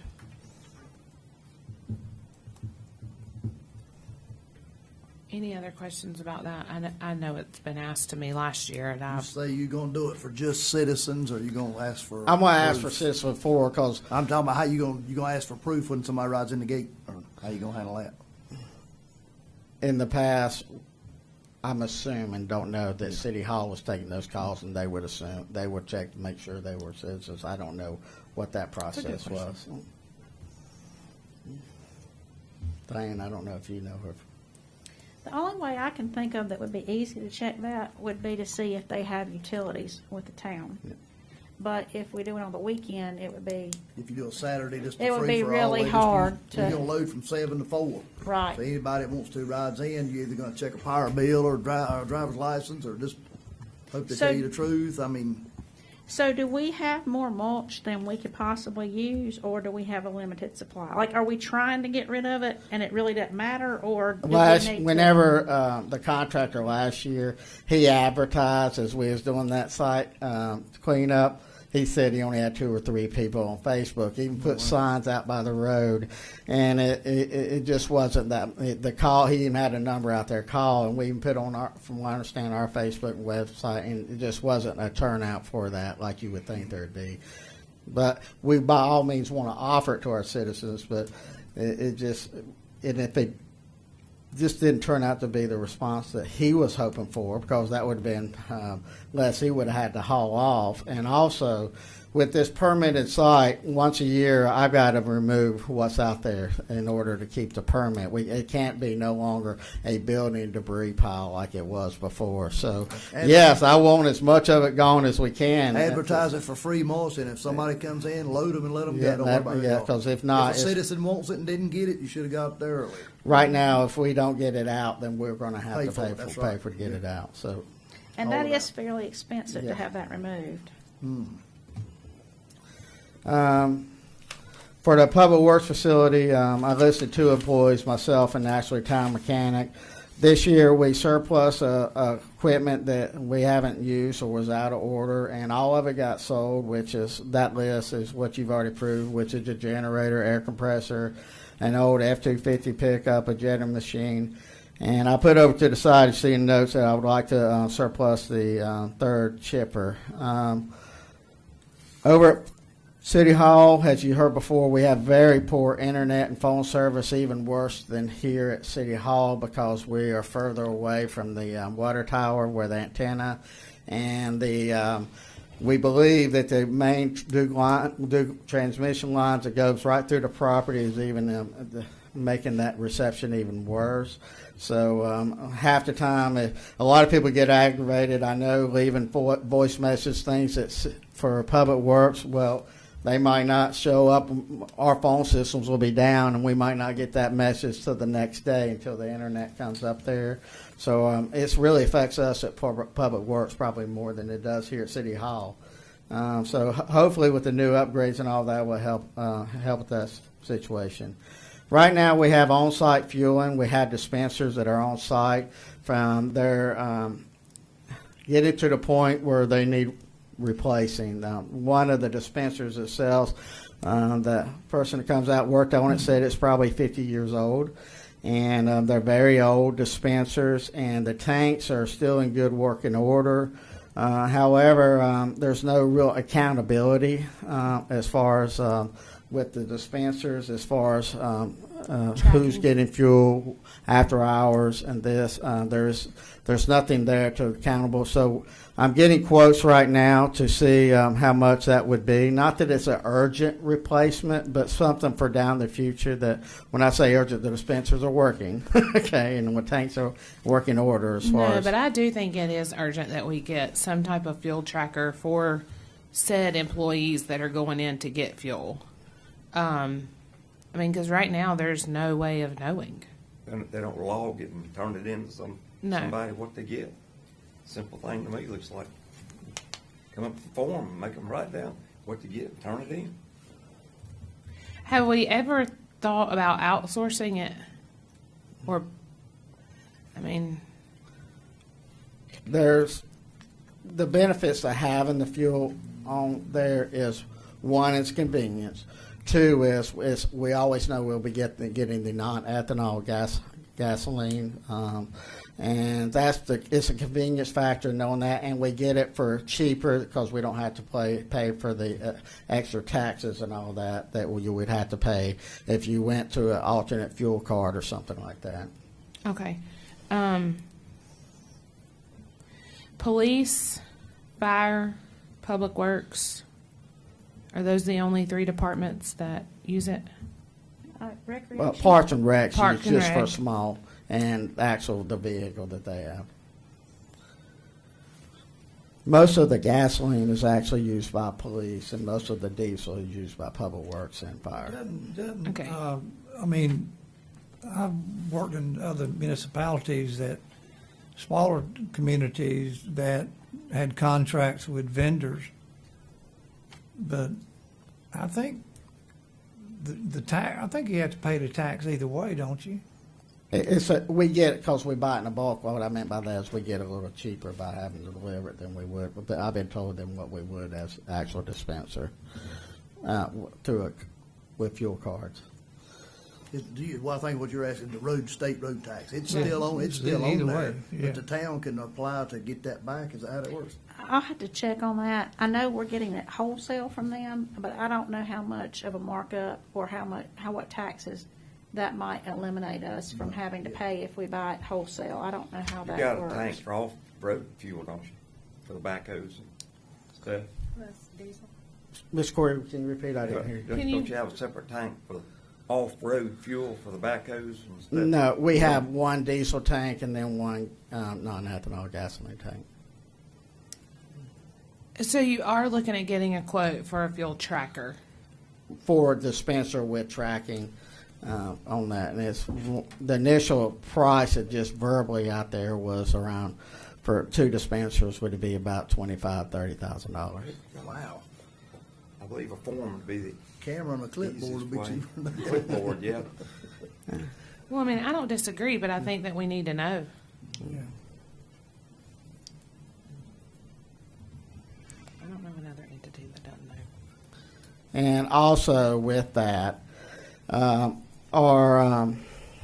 stormwater permit for the facility, as they came through and inspected us last year, they said we would need to put some type of canopy over those open above-ground tanks, so that would be another added expense with that if we decide to keep those on site. What's that all about? I can't quite.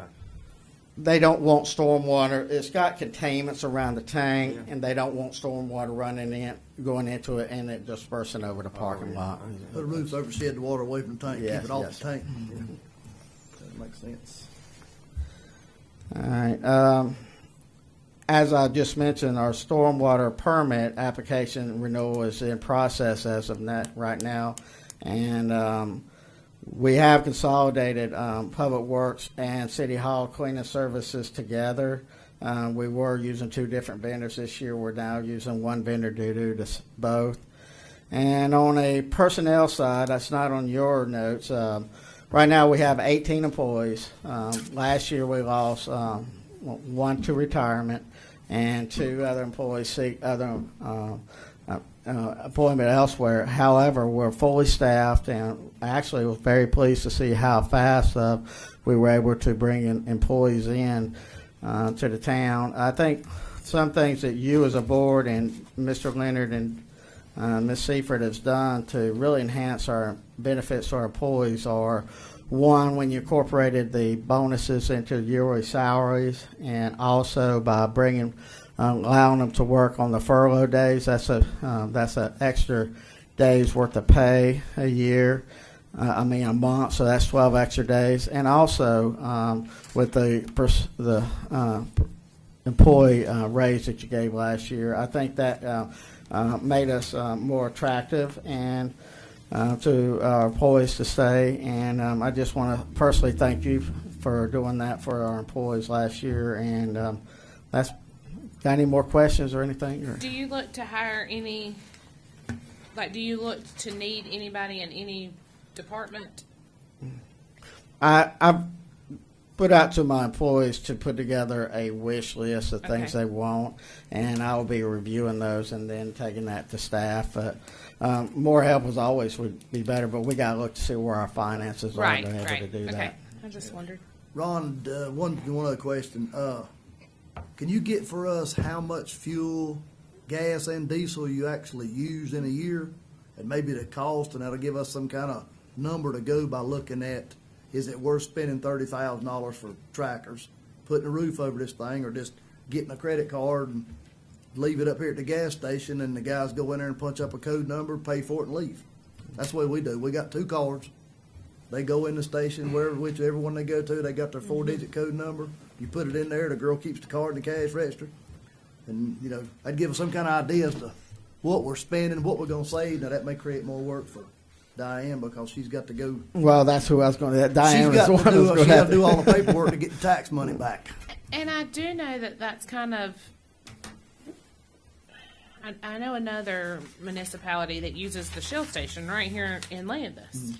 And that's how they do it. They leave a card at that's where the mail, I think the mail company. Well, highway patrol cars still have to drive to the highway patrol station to get their fuel. They can't just buy it Anywhere, yeah. And diesel's almost $3 a gallon now, and it's gonna be $5 a gallon by the 4th of July.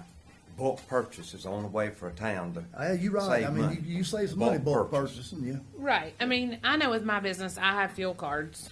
Well, if we can buy bulk cheaper and offset the cost and figure a tracking system and put a roof over it, I'm for that. I used to buy it But bulk. we don't know that 10% now cheaper. until we find out what we're spending. We'll do some research on it. Don't have to spend a lot of time. I mean, it shouldn't be. Would it That'd be all right. absolutely not work to have a form? You fill out the form and you fill up and you turn it in? I mean, I guess my question is, I don't even know where it exists on the Public Works, but is there a gauge that shows you? Yes, there's a gauge. that Okay. shows you. Okay, that could be written down. If when you go in there to That's what get I'm gas, if it went from 10,001 and that's where it ended, you write 10,001. I come in behind you I got it right down. I started at 10-1 and Yeah. got 30 gallons. So it winds up. Actually, it resets to the gallons used for. Yeah. So you don't have a major No, big it count. ain't No. Okay, so see, no. you can reset to 0 and nobody knows nothing. I- Like that, right? Yeah. That's my point. But I what thought are it they had gonna like do, put gas in their pocket and steal it? No, they go right down what they got and turn it in. They ain't nobody stealing gas for diesel fuel. If it's $5 a gallon, they might start What they gonna put it in? the car. Their car. They gonna pump it out of the car then to get home? No, they go up there, drive a car up there and get it 2 A o'clock in the personal morning. car. 2 o'clock in the morning, sure. Okay, You moving got on. cameras, ain't you? Ain't no No, cameras up here. there are no cameras at Public Works. Thank you, I Ron. just don't Thank you, think Ron. nobody's driving their personal vehicle and they're stealing gas. Are we ready for Amber. Amber? Save the best for last. Waiting with bated breath. I keep knocking this thing out today.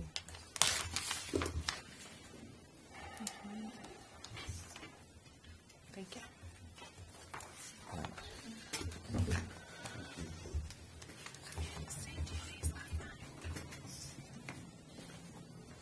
Thank you, Amber.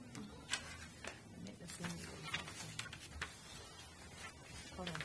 You've been here long enough to have 2 pages? Of course. Sorry. All right. Well, good evening. Good We evening. started out afternoon and now we're evening. Oh, yeah.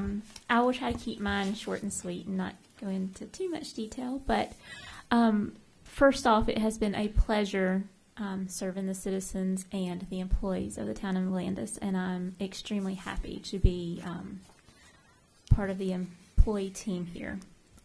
I thank you for letting me be a part of that, and also the town clerk. So, human resources summary. We started with a new payroll company most recently in the beginning of January. That new payroll company is helping us streamline timekeeping, allowing for electronic delivery of time off requests and pay stubs. One thing that it also allows is for the approval process to go through multiple channels as far as the time cards go. So it goes through the supervisors and then it comes to me, and then I create a summary for Mr. Barefoot to approve so that he sees all overtime, he sees all payroll changes, and so we go through those steps each time. I've created a new filing system for personnel files to ensure documents are in chronological order and easy to find. Employees have begun to reach out for assistance with HR-related questions. When I first started, I think it was very taboo for them to come to HR. They didn't want to ask questions. They just wanted to kind of try to figure it out on their own. And now they know they can come to me and ask those questions about their health insurance or about their 401k or about their North Carolina retirement. They know that there is somebody dedicated to those issues. Research for benefit options for 2021 and 2022 have begun. So we're looking at our best options for health insurance, life insurance, AFLAC, things like that. So we'll be looking at those options. Internal audits are taking place to ensure compliance with state and federal employment laws. Job descriptions are being composed for each position within the town for consistency and pay grade assignment. New hire orientation has been implemented and is continually evolving. A relationship was established with Main Street Family Practice for employee drug screening, accidents, and workers' compensation claims. New employee change forms have been created to document every type of employment change that happens within the payroll system, and that includes multiple levels of approval. To me, this is probably one of the most important things that I've implemented since I've been here.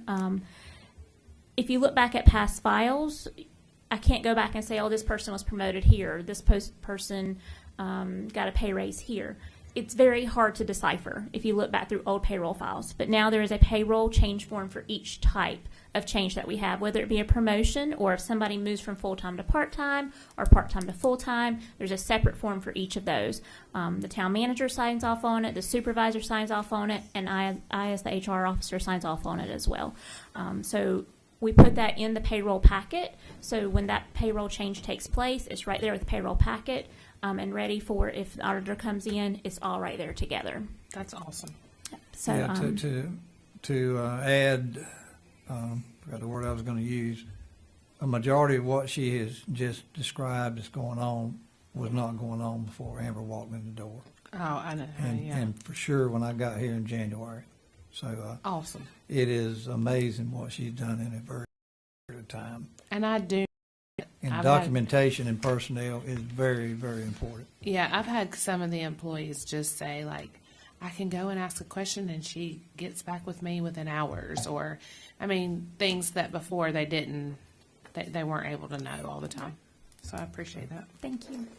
And we've completed our workers' compensation audit. I think that was back before December that was completed. So those are a few things that we've taken the initiative to do and have completed from, I think I started August 7th or 8th, somewhere around in there. I know August 12th until now. And we'll continue to work towards those things going forward. Looking forward for human resources, I would like to look at reducing turnover. In the 6 months that I've been here, we have hired 7 new employees. That's including myself.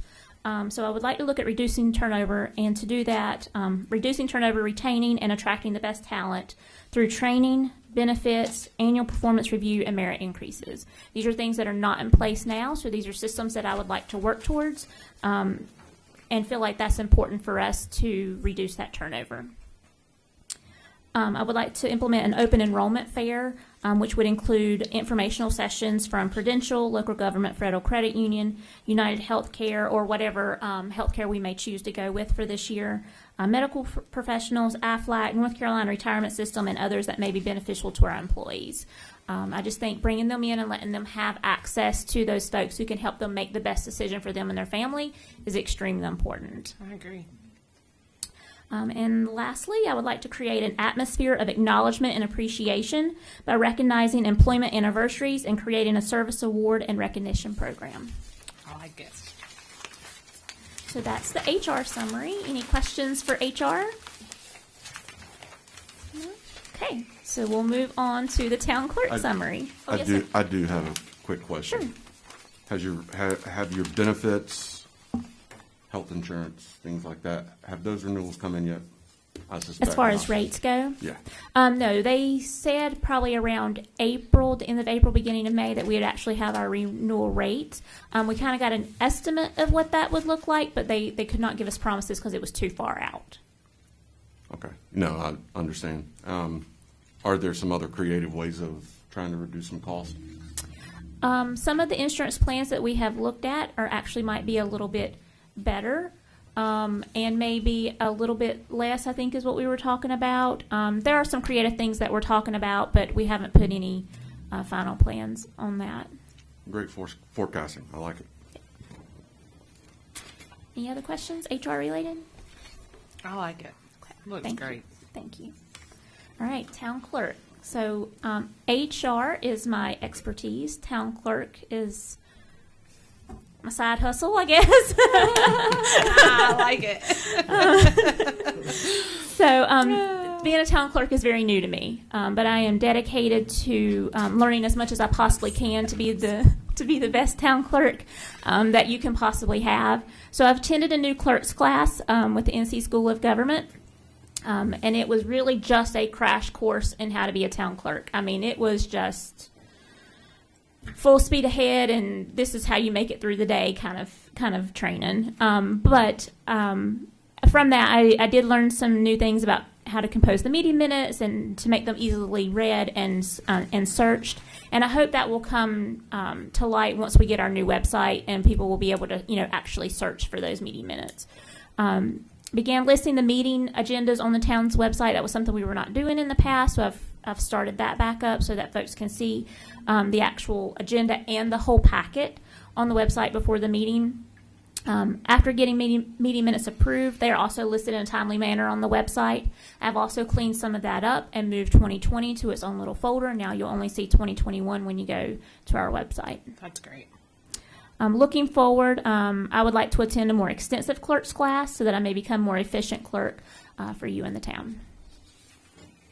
Questions or comments about clerk? Okay. Other news, town website design.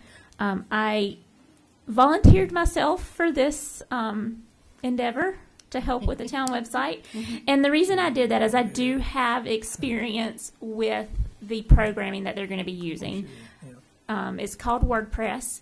I did not build a site with WordPress, but I have worked within WordPress. So I felt like having that knowledge would be beneficial while we were trying to build this site.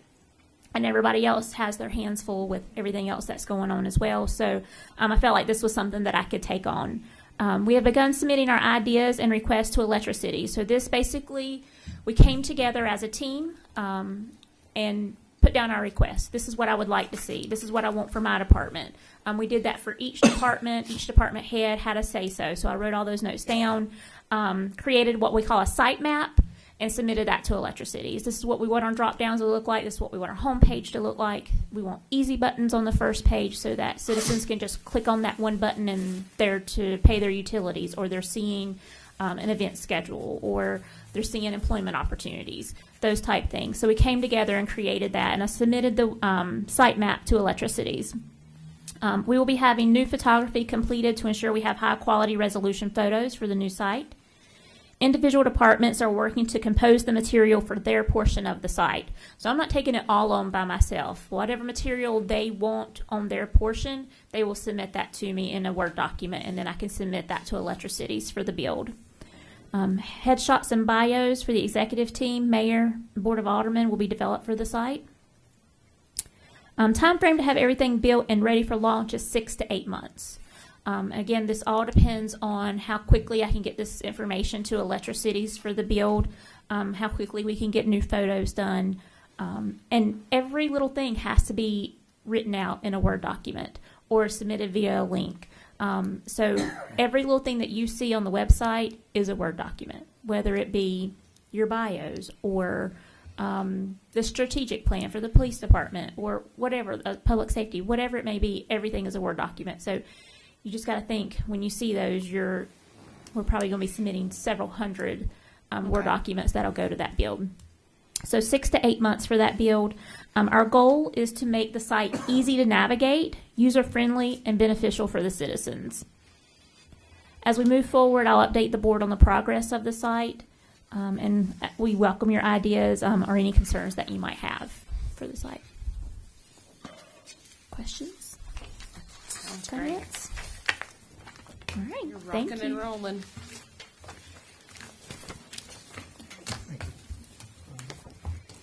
Good job.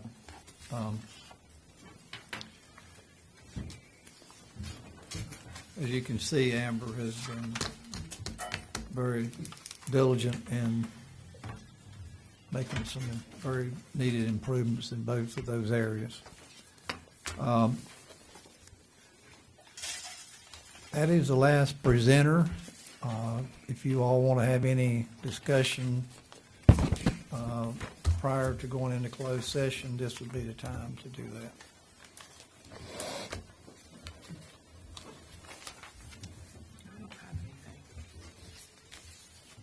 I have none.